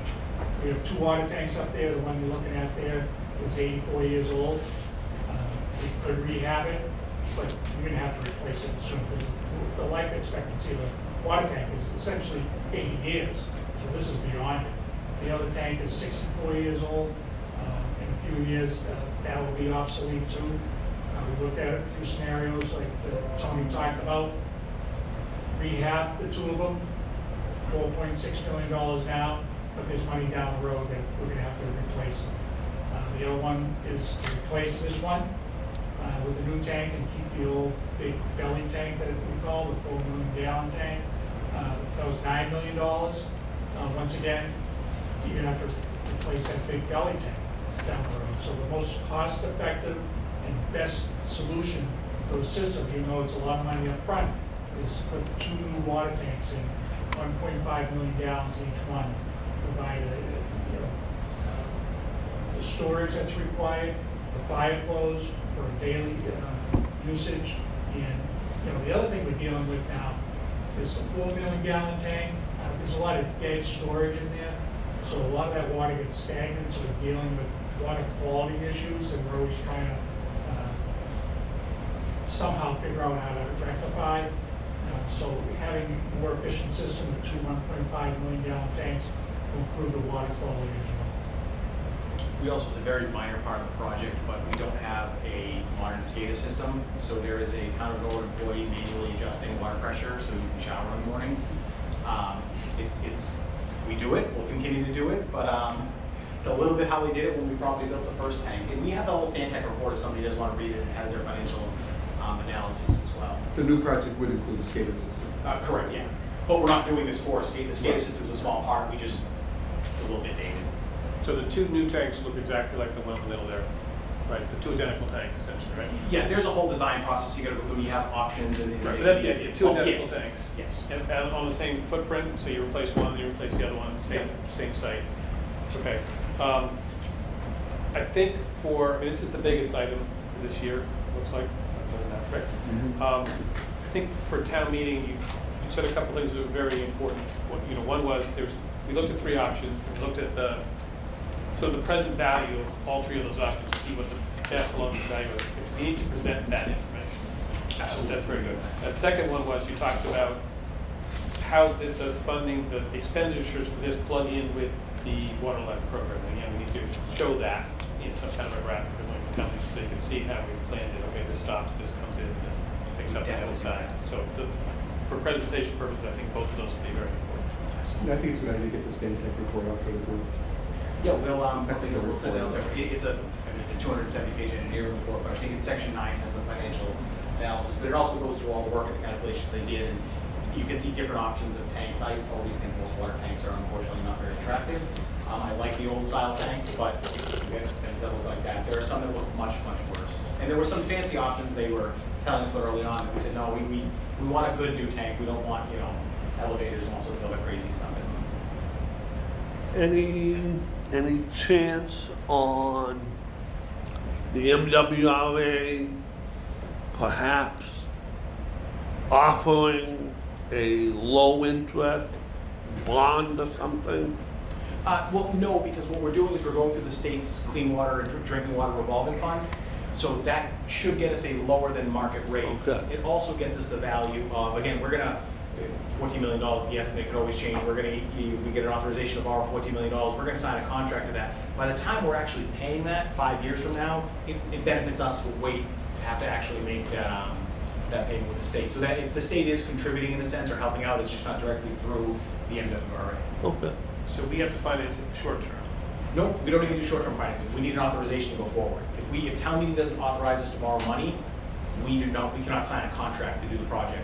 But we're borrowing money from the revolving fund. Correct. That's the idea. Okay, but you said the payments, you're talking about payments back, not, we get the money out as we need it.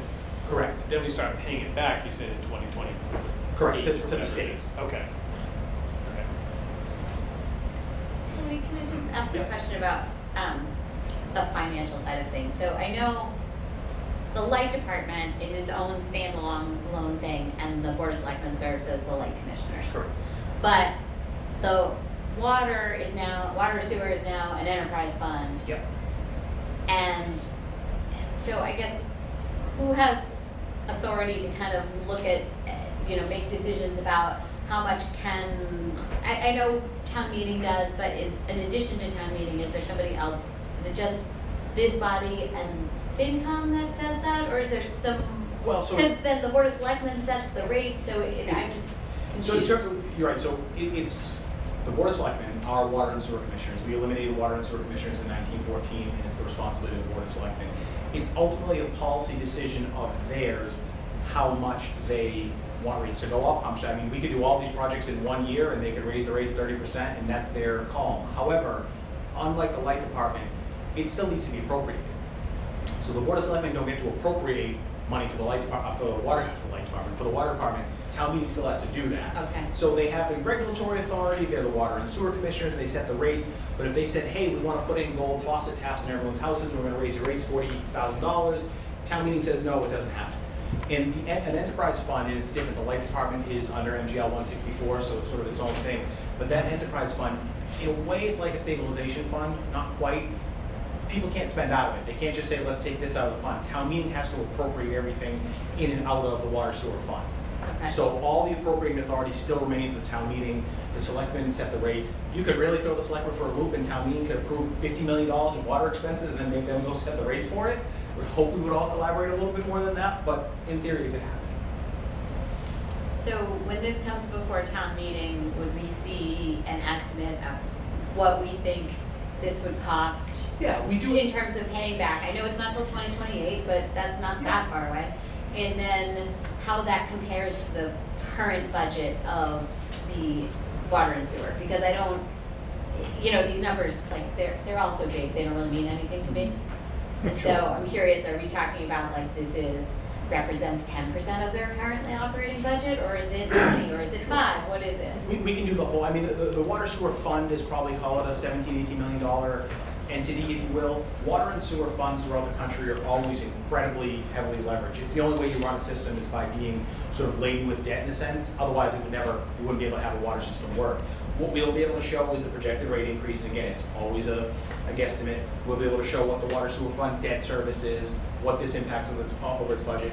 We don't start paying till FY28, it'll still be a 20 or 30-year bond. Right. So you divide it out, and it could be 5%, it could be 10%. We'll be able to rate that up with what that potential rate increase would be.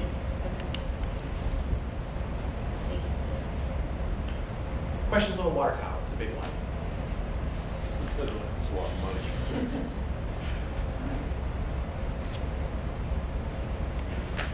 This is our regular water improvement program. I forgot to bring my coupon tonight, but you've all seen it. I will have it for town meeting. This is year 4 of our 10-year plan to line all of our water mains. I think, as everyone knows, cast iron, ductile iron without lining was used prior to the mid-50s. Unlined pipes have tuberculation, gradually building on interior walls, causing discoloration, reducing fire flows. This is year 4 of our 10-year program to line pipes. It would likely be, for all intents and purposes, years 6, 7, 8, 7, 8, 9 that we would pause. Still with the MWA zero interest loan for it, but pause and then restart after we've absorbed the debt service for the water tank project. So when you say anticipate all the project being done 29-30, that doesn't include a pause?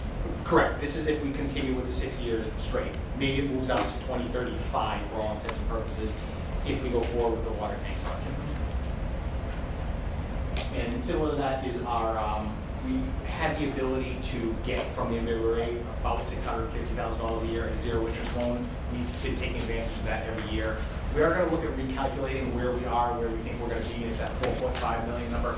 Might need to go up or down a little bit where we are, but it's probably not going to be a dramatic shift. It might, maybe we've got ahead of ourselves, we've gotten good bids, and maybe it drops to 4.3, but maybe it goes up to 4.6. But we're going to reevaluate that sometime this fall. Is there an opportunity under the MWA grant program to apply for more than $630,000? Not for this particular program. They have other programs that we're regularly going towards. I think we got $150,000 for lead service. That's probably a capital project that we'll be able to return the money on. States, MWA is sometimes a little funny about that one. In some of our I&I work, we've gotten grants and other funds from them. This is their biggest single borrow this giant chunk of money for water lining, and it's a specific project to water lining. Questions on the all-important water lining? No? All right, I'll bring the coupon next time. Haas Pool construction.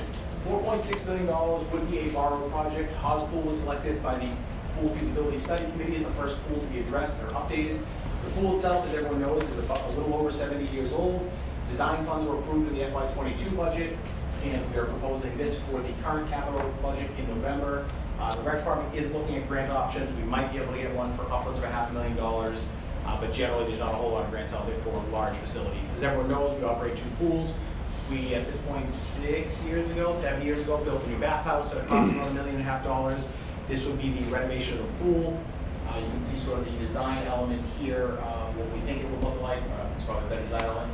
This is an example. I don't want anyone to take this picture and say our pool doesn't look exactly like this, and how dare you, this is a pool somewhere else in some other place.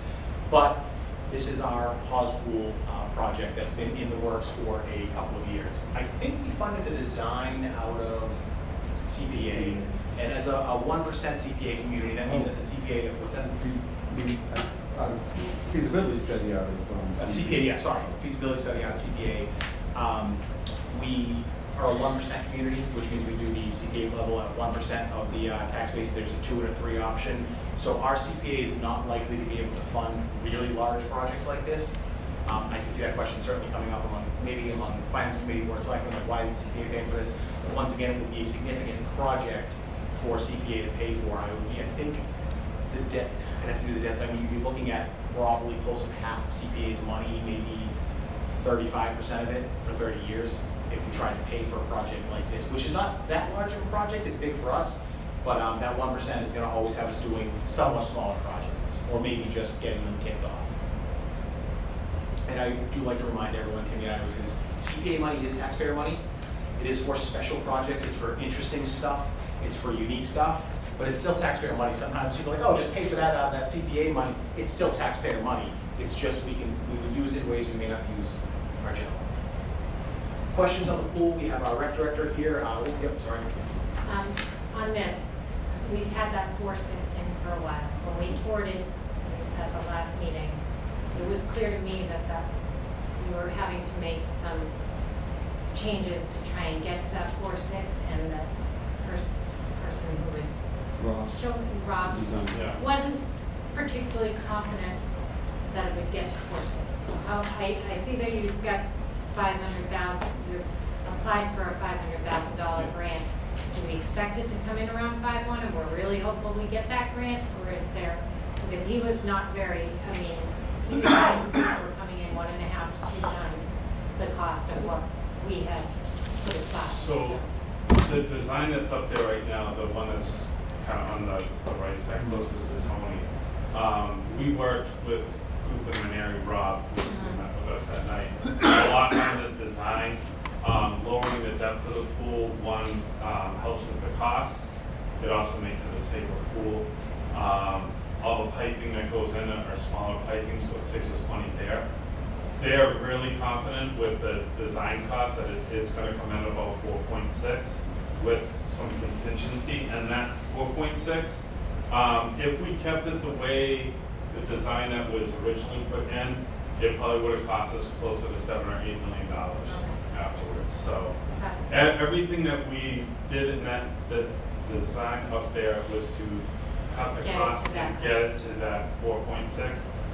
The park grant, which we've applied for, if that comes in, that $500K will come off the 4.6. Okay.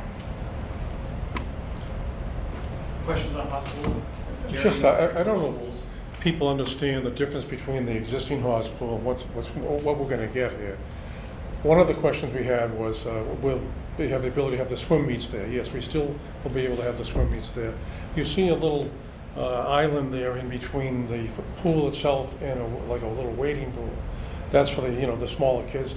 The splash pad is going to be reconstructed, redone to accommodate the interest of what we have. So, and that actually will be open, if I got it right, John, after season. Yes. After season, so you can still have some warm days after the lifeguards leave and still have the ability to use it. Considering that this pool was built in 1949, we got our money's worth out of this, and we're trying to do this for the next generations to come, to have a pool that they could be proud of and take advantage of. We certainly are stretching a buck here with some of these assets. Questions on the pool usage project? Next up, again, I have the operating budget, just our regular purchase of school transportation vans. I do believe we're getting 10 or 11 in soon, which is a good thing, but this is just our regular school transportation purchase. Whoop, whoop. Somebody needs to write a history book about the time we couldn't get vans. See, this is the stuff when you read a town report from like the 20s, and you're like, wow, it's so wacky. Like, they had to appropriate money for blueberries. 100 years from now, they're like, they couldn't buy vans. Like, that's just wacky, but it's the reality we live with. So, we're getting to the proposed funding. All this stuff looks great and sounds great. How the heck do we pay for it? Because it is quite a big nut. There's some good news and some mediocre news, no bad news. Here are the totals, and these are unaudited numbers, which I mean, these are just our numbers as we add it up and put it on the spreadsheet. So there, of course, could be a mistake in there. We're proposing on or about $700,000 in free cash, $13 million in general fund borrowing. And general fund borrowing means that's our debt service that comes out of 2.5 that goes into the budget that would impact the levy capacity. Cash from water is the water retained earnings. Water borrowing, $19.3 million, that's the big number we talked about, we'll talk about it again. I put the street sweeper as TBD because again, we would like to pay for that out of the water retained earnings. We gotta work out the mechanism, it's a little bit complicated. And then of course, $2.6 million in grants and $2.1 million already in the operating budget for what is a large number and hard to swallow at $38 million. It's not as scary as it seems once we break the number down. Don't break it down by going backwards. So just for some of the easier items, free cash and retained earnings, as I said, $700,000 in free cash and $175,000 water retained earnings for the truck. As I said, water sewer ended with about a $900,000 balance. We're still closing out our first year. And again, that's the benefit of a dry summer, but we pay for it on the other end. This year, all things being the same, we've had a wetter summer. I do not think we're going to have as good of a year going forward.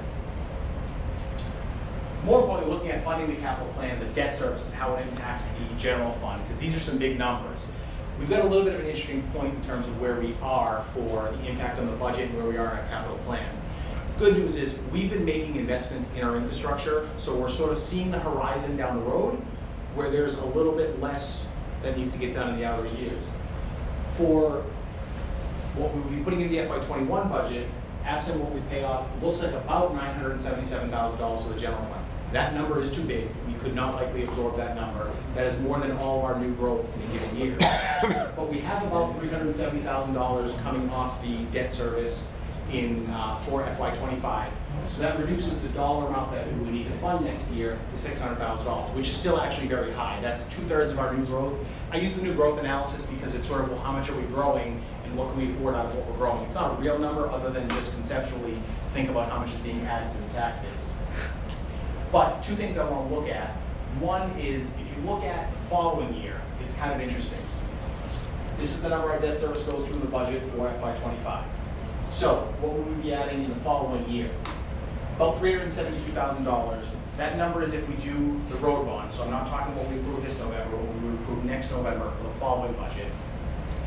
If we did the road bond, there's about $1 million worth of parking lots. And I added another $1.5 million to it just to give us some leeway. And that brings us to about a $372,000 addition, minus debt service that's paid or debt service that's coming off the books. The following year only looks like it's going to be about a $53,000 add.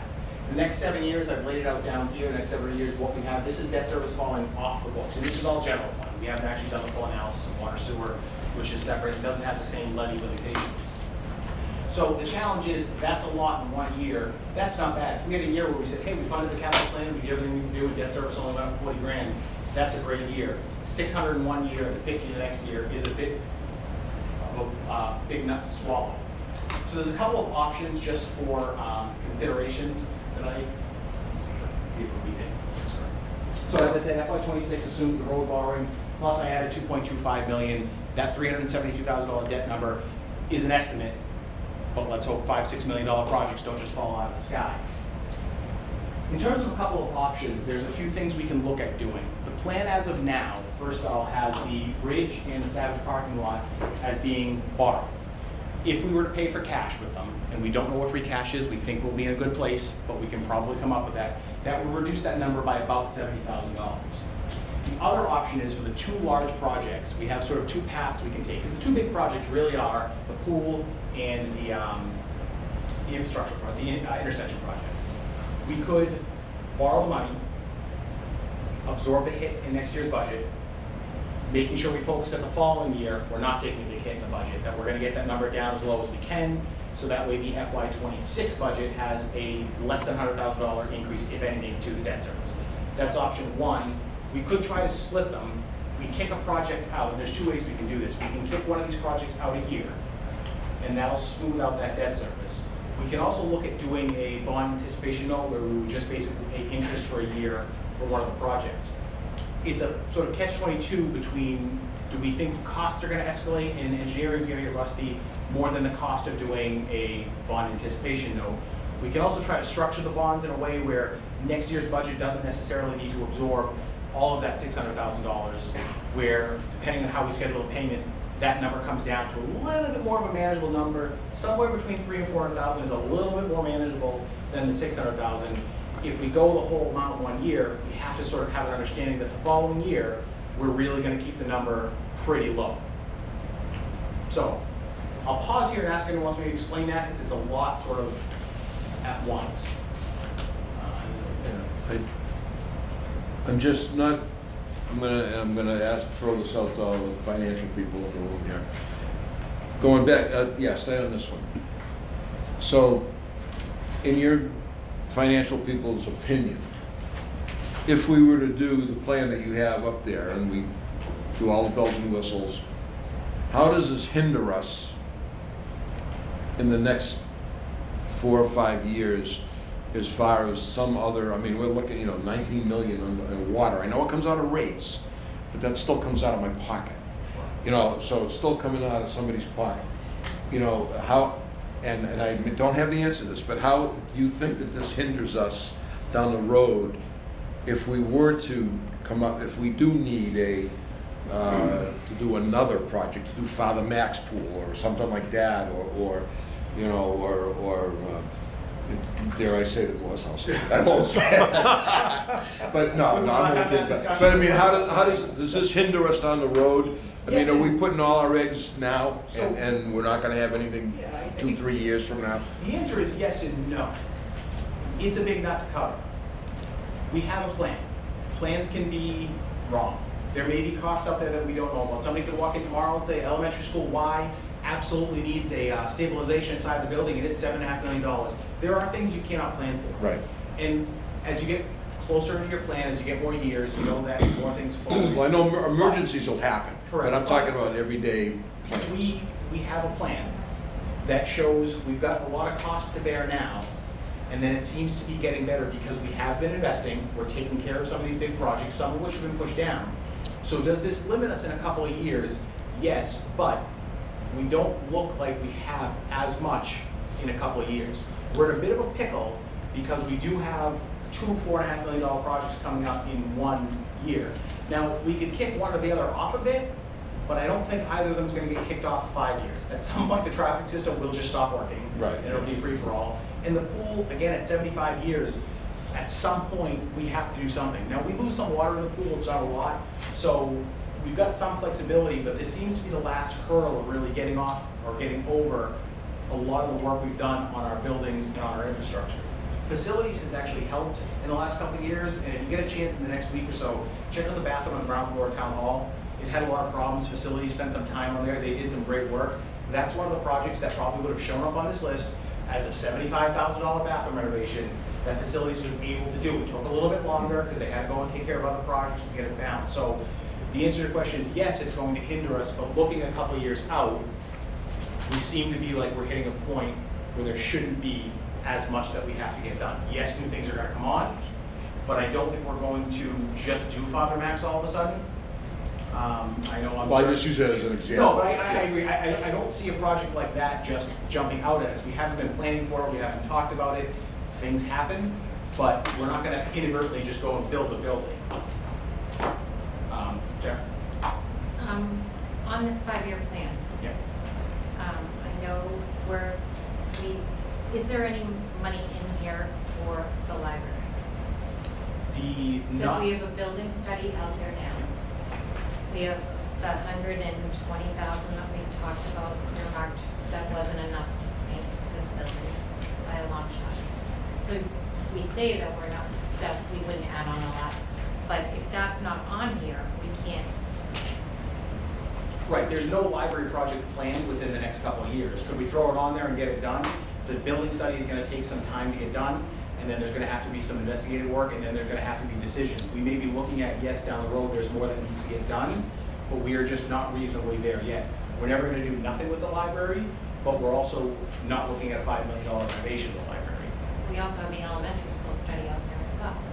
Correct. I would think any reconfiguration or any reconfiguration, no, it's not necessarily my place to say. If you're talking about a new elementary school, those are No, debt I'm funded not, no, projects. I'm not talking about that. I'm talking about the study we have about the reconfiguration. I find it hard to believe there won't be some dollars needed to invest in it. And we've pushed off a lot of elementary. I know it's in here, but we've pushed off a lot of the building work because Sure, we're still gonna continue to do that building. I don't have $7 million to renovate the library in 8 years, sorry, but maybe in 8 years. Town Hall, I'll be very honest with you, when that project comes up, that will have to be a debt exclusion. Even if we said no to these projects and just continue going along, the debt service for Town Hall is just not going to likely be able to fit. Unless we have a year where we have phenomenal new growth, maybe the new hospital comes in and we're all of a sudden finding millions of dollars I don't see how that project gets done without a debt exclusion. We've talked generally about at some point there may be a new Civic on the plan down the road, 10, 15 years from now, and again, likely to have a debt exclusion. We'd like to move ourselves to a point where if you do a debt exclusion, it's for a significant building and not just to operate. So we've got a lot right now, but the things, if we say no to them, we're still gonna be doing them. At some point, something will fail, so could years 3, 4, 5 get tight for capital? Yeah, but we're doing what we're supposed to be doing by taking care of things and getting things done. It's a big number. And that $900,000 number is not gonna work. If we had no debt service coming off, it would be, we better hook a hose up to the pool and just hope it doesn't completely leak into the brook. But yeah, they're big numbers where we may have to make, I don't wanna say we have to make hard decisions down the road because of the decisions today. We're looking at the plan, we have a plan, we have things we have to get done. We can't just throw a pool onto there. We can't throw an addition onto a building that we hadn't planned on doing, and that's where we are. Maya? So I understand what you're saying about, you know, the large projects, maybe we've invested some and that's hopefully gonna pay off. But I'm not just worried about how what we're doing now impacts capital projects, I'm worried about how it's impacting the operating budget, right? If we're adding an additional $600,000 in debt service, the last couple of years when we've been doing the budget, it's not like there's been $600,000 floating around or like, what are we gonna do with this? Let's throw it to debt service, that would be wonderful, I would love that. But, you know, what we've been seeing instead is that we've been struggling to just balance the operating budget. So I think this really needs to feed into the conversation that the Budget Balancing Committee started to have about a 5-year budget projection and have that conversation before we go to fall town meeting. Sure. So that all that information can be shared at town meeting so that they understand the trade-offs. And if we do this now, you know, what are we gonna find ourselves not being able to fund? You know, how many town employees, how many teachers are we gonna say, oh, we committed to this bond and we have to pay that. We don't have the money to pay for those positions. Sure, and it's a very valid point. The one thing we have sort of going for us is we do have some debt coming off the books. So if we can try to maintain hold of borrowing going forward, that helps mitigate it, helps mitigate that debt service level. We're also proposing full borrowing for all of these, based on, we try to minimize the amount of free cash. We may have $4 million of free cash. And we may say, do the road bond, move those other ones. We also, it'll probably be more for the FinCom than capital outlay per se, but I think the free cash that we spend, we're gonna try to see if we can actually use the Forbes money for that, put the free cash into override stabilization, which will get us some time. And that's an option there. There's about $4 million that we wanted to go into stabilization that could be used to help mitigate these numbers and somehow mitigate that $600,000 impact, whether we're smoothing it or saying, okay, that's a lot, what can we do to bring that down? And well, if we pay cash for this, and then maybe we stretch the Forbes money a little bit and pay cash for this, okay, we can take a breather that it's going down a little bit in a way that's not impacting the budget too much going down the road. I would say, again, and I say they're unaudited numbers, we use Hilltop's numbers, mistakes can be made, but that number there, which is too high, is probably the worst case scenario. Now, if we end up coming back to the town meeting next year because we're off by millions of dollars, that's always a possibility, that's a different scenario. But we're sort of starting at, if we have to in the worst case scenario, it's a real tough 1 year and then it eases up, or we find a way to smooth it out over 2 years. but that number should only come down unless Hilltop changes their numbers, which they're usually not doing. So, in your top box there, you Yeah. got $370,000, that's the debt that's coming off the books. Yep. So that should correspond to what's in the yellow box far left? Roughly, yeah. Okay, so then in the second box down, you've got 319, but at the bottom in the yellow, I see 340. Yeah, I copied this from the debt sheet and I just pulled that number manually. So that's when I say they're unaudited, I'm pulling from the same sheet, but I'm copying it. So the 340 should be 319? Or the 319, So 340? my math showed 319. The official spreadsheet said 314. I went with my math, but 340 is probably the right number. So the other thing I'm looking at, as I look at that yellow ribbon at the bottom, is that 2028, 2030, 2031, you've got small, relatively small numbers of amounts of debt coming off the books. So those would have to be, you kind of need to start planning to make sure those are small years for new borrowing. And we can sort of do that with the out years of the plan and just say, hey, look, we're taking a guess at what would be cash and what we would be borrowing, the plan as it is today, and what would the net impact of the budget of the debt service be? We can probably get that by next week for everyone. You mentioned the availability of the Forbes. What are the plans for that project cash? To keep it hidden in an account and never talk about it again. No, we had originally wanted to put about $6 million to acquire a piece of property that we have the unofficial first right of refusal on the Kofsky farm. And then we wanted to take $4 million and put it into both override stabilization and regular stabilization. The state said you gotta wait, you have to spend the money on capital or land purchases. So the thought had been, we still want to achieve that goal. We just may need to do it differently by saying, okay, we've got $1 million of capital spending. And again, we're gonna have to get creative because I don't know if the red dots and stuff like that we could use that Forbes money from because it's sale of property. But we can play with that, we can get creative. But that we would say, okay, we're going to actually buy $2 million worth of capital equipment with the Forbes money, and the free cash that we would use, we're going to put into override stabilization, which will balance us for the next year or two. And we can get up that $4 million, maybe we dip in a little bit to the rest of the money, if it helps us smooth this out and make it a little bit easier once we can see the debt projections for the rest of the year, say, okay, we're almost there, but we've got to do some smoothing out here. But I also say that that's an idea. Selectmen, FinCom, school committee, town meeting, there's a lot of steps to that idea. This plan we have before us today, I think you referred to it as general cash of $689,500. That could be a conservative estimate, because we don't really know what free cash is going to be until. That's the estimate of what we would be spending on the plan out of free cash. So $700,000 out of free cash is actually fairly low. Mm-hmm. It is always an assumption that the free cash is going to be there. I would be willing to bet, I'm 95% certain that amount of free cash will reasonably be there. But do we have $3 million in free cash and we can comfortably spend $1 million? Do we have $5 million in free cash and we feel comfortable spending $2 million? Do we have $7 million and we have comfortable spending $4 million? That's something we're not going to know until we get a little bit closer. And we may pivot how much we're borrowing. And again, you can pay some cash and borrow to a certain extent. We talked about that with the road bond, and maybe we'll borrow $1.4 million and pay $1.4 million in cash. You could pay the whole road bond out of Forbes, and that will cut down the debt service that year by $250,000, as an example. Can I just ask the treasurer or the accountant? For years, the last, 5, 6, 7 years, everyone always said money was cheap. Borrow money was cheap to borrow. Is it still reasonably inexpensive, or with the interest rates going up when you borrow money now? I mean, municipal rates, are they different than? I would still say they are currently low. They're changing every 3 months. They're not as low as they were a year ago or 2 years ago. Every 3 months they're changing. It's hard, to predict a year from now what the borrowers are going to be, or even 6 months from now. That's really the chance. But they're still reasonable? Right now, 4%, 4%. Yeah, I think it's the same thing. I mean, you look at mortgage rates how many years ago, people were getting 3%. That wasn't necessarily, that was really low. Yeah. 7%, you could say it was going at one point. So it's. Hilltop used 4% in their estimates. They're usually pretty conservative, so that seems to be where we are. But remember, even if we approve something at town meeting, and then if we go up to bid and we're wrong and the project is $8 million over, we're all back here in the room figuring it out again. Same thing when you go to actually borrow the money, if we're completely wrong and interest rates are 9%, or something changes in the market, and as we go out to borrow, they're saying, hey, you estimated 4, plan on 9. Actually have copies.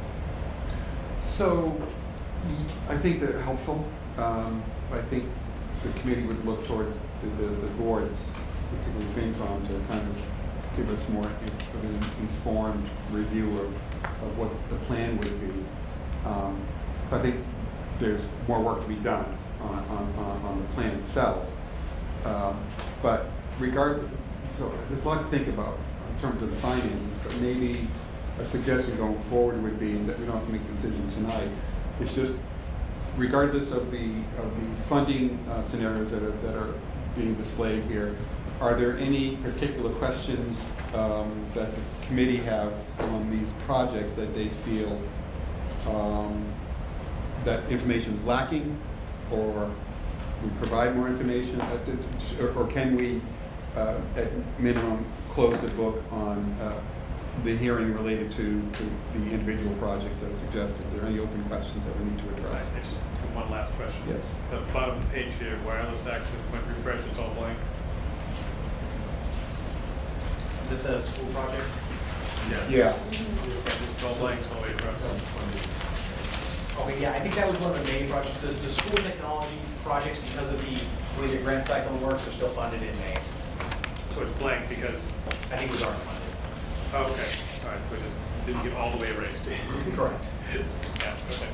And there again, an example of eventually we could have $100,000 budget for IT capital. We know it changes every year, but it's going to be, There are no more open questions about the projects themselves. Sarah? No, I guess I just wanted to go back a little bit to the priority, because I know that you stated you didn't really like assigning a priority to it, but in the process of deciding, I think it's helpful to have, I mean, are we going with what's on here? And while you don't love it, it's the best you can do, or I just don't really understand your statement. How you didn't like the categorization. We need some guidance to help make decisions. right. We wouldn't put a project forward that we didn't think needed to happen. And we're asking for it in the current year because we think it needs to happen in that year. If the absolute worst happened, you had to pick between one or two, we'll pick between one or two, but how do you pick your favorite child, right? You know, we need both of them. If you make me pick, we can pick, but it's not, it's sort of you're picking one to just pick one. Well, you're picking one to save the operating budget going forward, right? I mean, Sure. it's not just Okay, pick. but So do we use the medium and high that's in here as a guidance, or is that not really I it? mean, you can if you want to, but whatever you say is, well, it's medium, we don't need to do it. We're gonna do it the following year or the year after. So there's no projects that we're saying we just don't have to do them. No, I understand that. I'm just trying to figure out for this year's fiscal year, to be told that doesn't mean something. It does mean something if it's on here to me. It means something, it's as I'm arbitrary, reading. though. We had to pick something, and the department heads did a great job, they didn't want to just say, you know, well, they think their projects are high, but they know they gotta pick something, and same thing, I would say, well, everything's high, but I can't get you a list that says everything's high, you gotta pick something to be medium. Okay. And it's usually based on sort of And the level of department- failure of the And the project. department heads did the prioritization. I think when it comes to us, you know, we use our own judgment of the value of each of those to determine the merit. So I mean, it's useful information to have, but we have the leeway to evaluate the merit of each project based on what we consider the best way forward. But my comment about the stormwater projects would be, you know, I think the two projects would be higher in my evaluation than maybe what the sheet has. But that's something that the committee can speak to. No, and I understand that, but I value their input, so I'm Right. trying to just ascertain what was, I understand. how it was given to us. The water tanks will fail before the bridge, as an example. So when you look at high and medium, it's like, well, okay, this is probably gonna break really soon, or has a high probability of breaking. This is gonna break soon, but we might get through the winter with it. So don't think of it as it's not as much of a priority, it's just when is something going to cause a problem. Okay. We talked briefly about do you want to move on to we're just about done, but. I guess I'm going to look for the committee's input in terms of where we stand today and when do we want to render a formal recommendation. Do we want to schedule another meeting after we can assess the information we have here today, not only financials but this report, and schedule a future meeting to to more or less finalize our recommendations, which, you know, we do have time to do for the November meeting. So my estimation is we do have time to do that, to revisit. That certainly makes sense. Does that make sense to everyone? So maybe we look to like a meeting in September. Okay. And when we talk about future meetings, you know, I'm away for like 3 weeks in September, so I have like some flexibility the first week of September. So if the committee could we look at that first week, I'd appreciate it. Otherwise, I'm out of the country for the rest of the month. So, any more discussion on that? So we'll revisit that issue when we talk about future scheduling. Tony, you had? Just about that, we'd already talked really about the water impact, just in terms of okay. finishing this up, funding it. The water impact, we'll be able to have the rate analysis, but the way the SRF works, we're not actually paying until the project is completed, so it is several years out before we actually pay for the project, and then this is just what is granted operating level funding. I mentioned we are anticipating an additional $400,000 grant that was not factored into that metal work number. We're told we're getting the grant, the information is still embargoed, so we can't, the state won't let us release it, but we do believe that $800,000 number will drop down, which will let us fund either the next stormwater project with a little bit more ARPA money, or just give us a little bit more flexibility. And I talked about we would look into whether we could use it for the dam. I'm not 100% sure we can do that, but that helps. Okay. There's no further discussion on item number, I'm sorry, 4. That was number 4. Discussion capital improvement policies. So this is a never-ending topic. Excuse me, Yes. from the department heads? Yeah. Ernie, you guys can go if you want. It's kind of boring stuff in here on end. Yeah. Thank you. Thank you. What'd you do? Oh. Well, I don't exercise. Now we lost the audience. Yeah. We're sitting over there. I couldn't wait to let you. Good night. I'll try to walk through this pretty quickly. So last meeting, we did have a review, and I believe we did have a vote on the policy edits that we had worked on. Maev and I had worked on, presented it, trying to get it ready for review by the 3 boards who have authority to approve financial policies. So after the meeting, I think the discussion point was had from input regarding the definition from our existing policy of what basically makes a capital item. Our current policy read, non-recurring items which exceed 0.5% of non-utility revenues will be considered a capital item. In parens, examples for non-utility revenue is $100 million. A capital item for the purpose of this section would be an item costing $500,000. So to turn to, the input, and I think I agree with this, is that when we look at our capital plans, we have lots of items that are not $500,000. We include equipment that's well below that threshold. We have feasibility design contracts that are under that $500,000 threshold. So it gave me pause to kind of like look to other policy examples from other towns to say perhaps there is a better way to define what we would call an item of capital item. So in this policy, there are 2 new paragraphs to replace the one I just read. On the second page, the last reference under section 3, thank you. And 2 paragraphs for the purposes of developing a capital improvement plan. A capital project will either construct, enhance, maintain, or rehabilitate a capital asset. Capital assets may include infrastructure, so we talk about roads, bridges, pipes, for examples, buildings, parks, fields, information technology such as computer switches, servers, vehicles and equipment. And for the purpose of this section, such projects should have a cost threshold of at least $10,000 and have a useful life of 10. I've got some input from town management that ambulances have a useful life of 5, so we may want to change that to 5 years or more.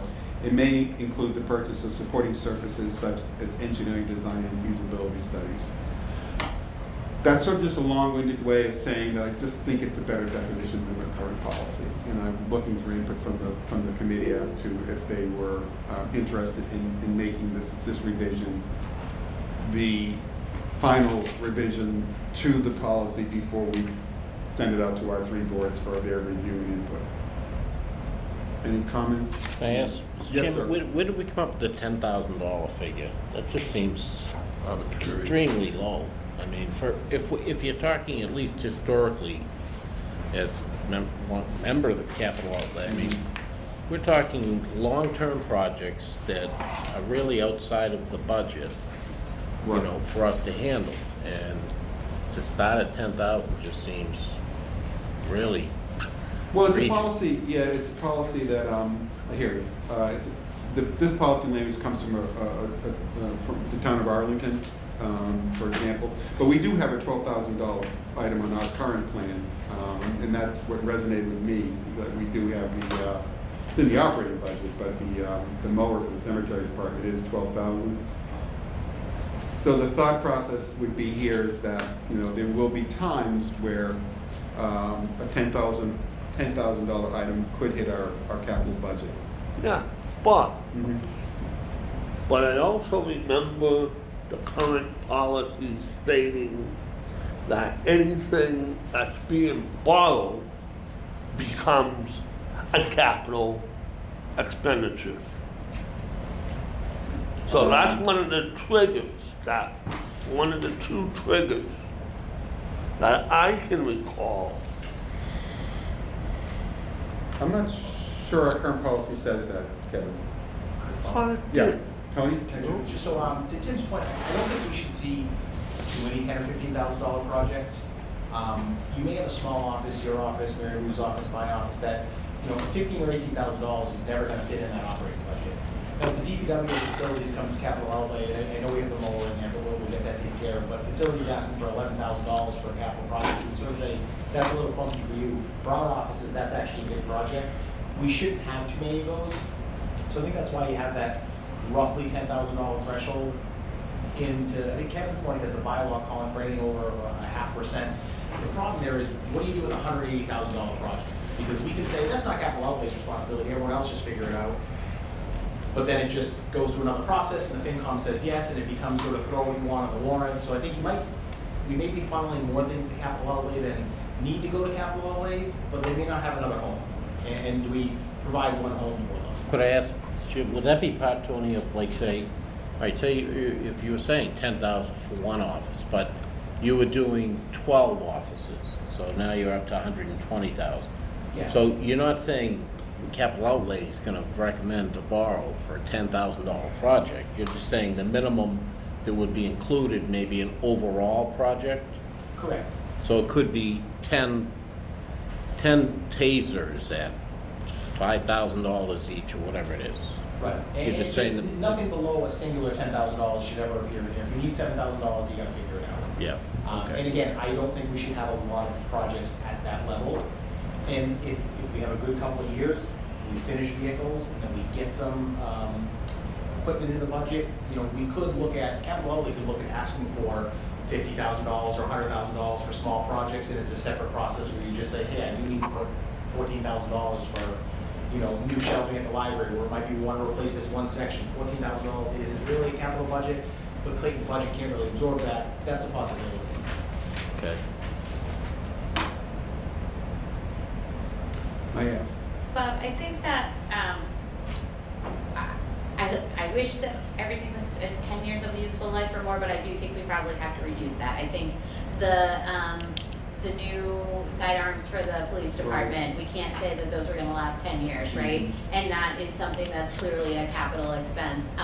A lot of the IT stuff, we do the wireless networking things and all that kind of stuff. Right. They don't have a 5-year, a 10 years, 5 years Right. is the, and like, there are rules for, like, you can borrow for 5 years for smaller, like, items that don't last as long. So I think that makes sense to 5.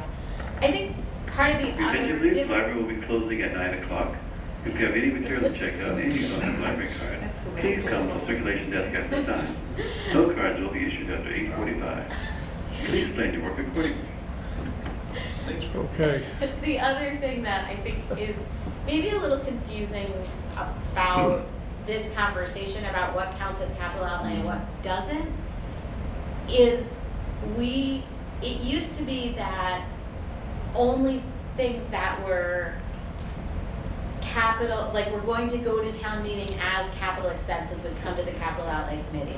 And now the capital outlay plan includes more than that, which I think is great. It's mentioning some of the things that we put in the operating budget. It's been a goal for a long time to get those things in the operating budget, and I think it's important to see that and see how that's all working.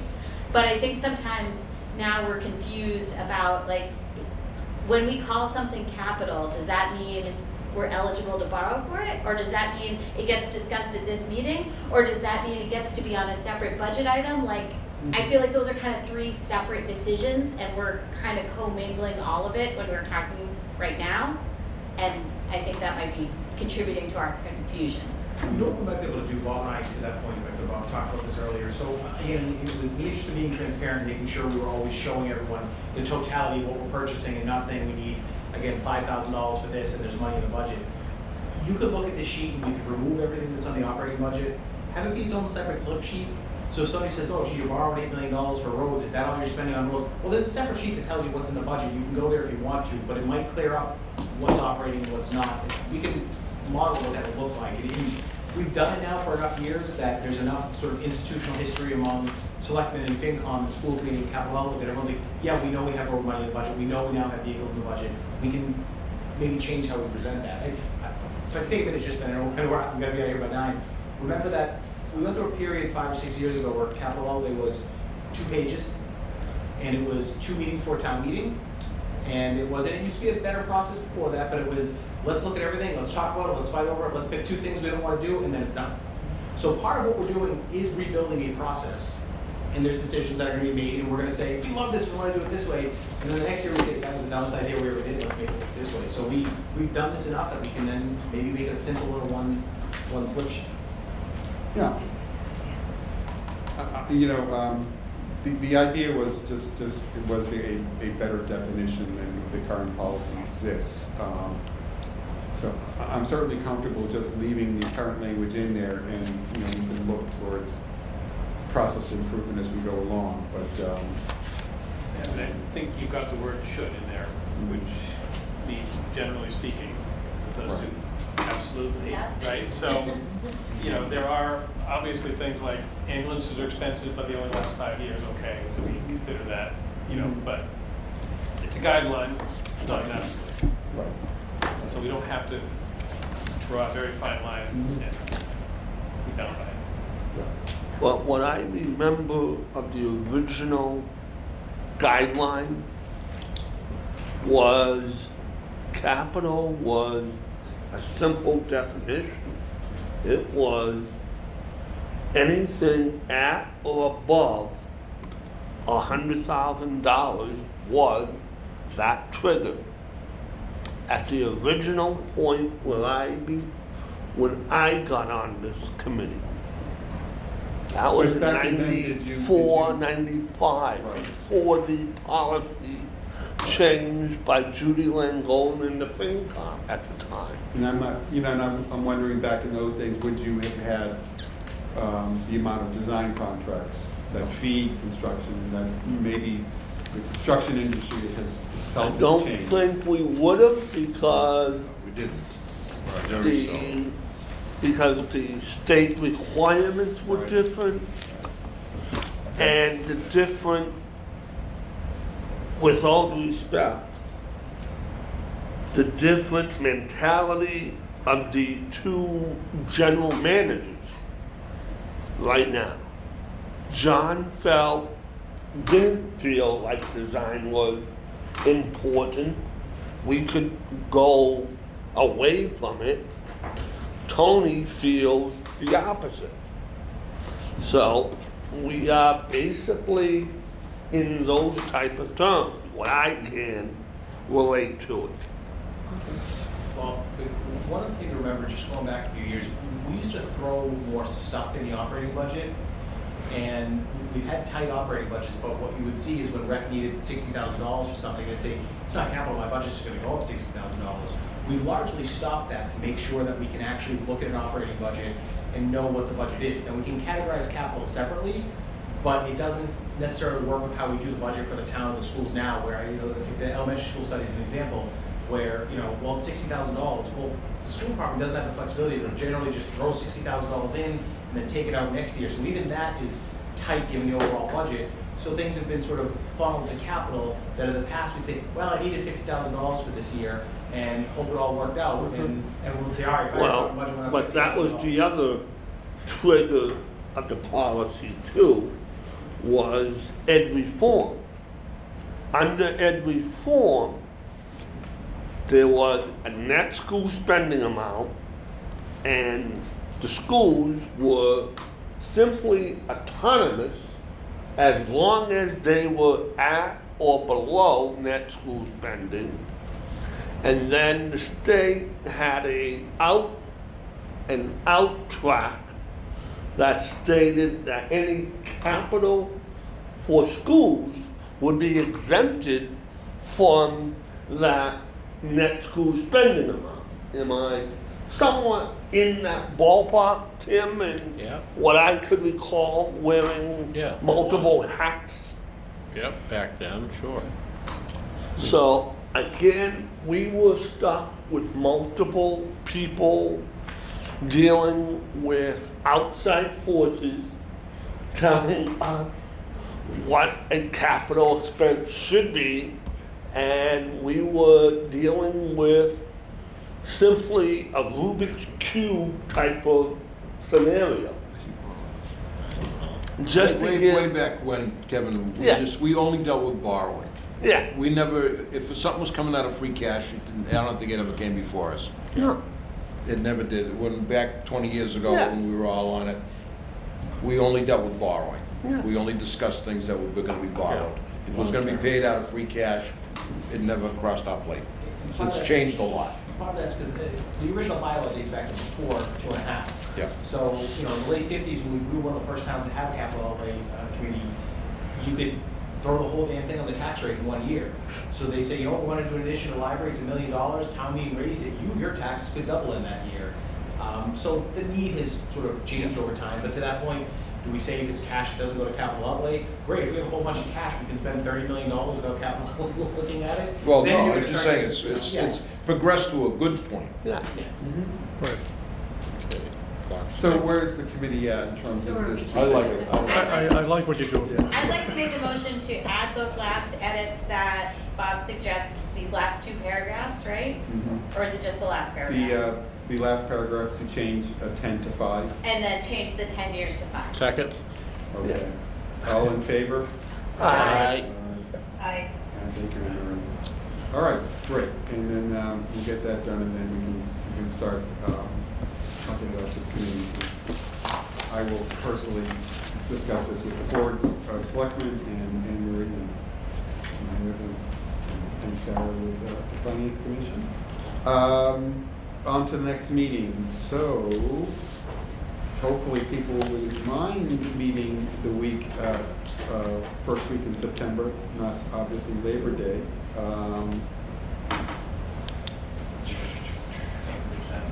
6th is the Wednesday, the 6th, or 6th or 7th. Wednesday is the 6th, Thursday is the 7th. Is there a school committee meeting the 6th, Anne-Marie, do you know? Offhand? there is not. Okay.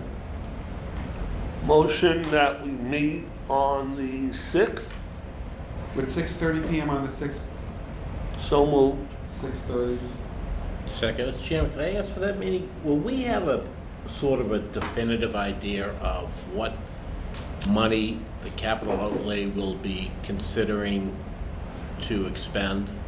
I mean, I know we have a set amount, as we have every year, as a percentage of the budget that we make recommendations for. I think we're getting very close to where we have to start making decisions, what we're gonna pick and choose off that list, so I'd like to see if we can come close to having at least a ballpark figure that night. Is that a possibility? Well, I think our intent was, we have a great deal of information from Tony's presentation to take in consideration. So I guess my question would be, by the 6th, what does the committee need in order to get to that point? I just want to know what the bottom line is. We usually recommend a set amount of borrowing, or the capital outlay has, I forget the figure, is it, Kevin, you should remember better than me, 1-point-something percentage of? It'd be less than 5%. Less than 5%, whatever it is. Less than 5% of The operating Non-utility budget. non-operating Yeah. utility. Yeah, so if we could just have Non-operating that, revenues. so if we could have that figure, Mr. Chairman? So you want the debt service as a, or the 5% of non-utility revenues? And we've always been under 3, I think. I don't We think have. we've I just ever- want to know what the high and the low, and then we can start making decisions, because we're running out of time. Before you know it, after September, now we're into October, and town meeting's going to be here.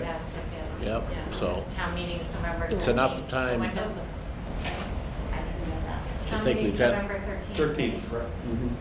So when does the warrant close for that? A month before. Yeah, middle of October. So, yeah. So we would only have that week and possibly a week and sometime in October to Well- finalize it. Yeah. Yeah, I think that is the timeline. Okay.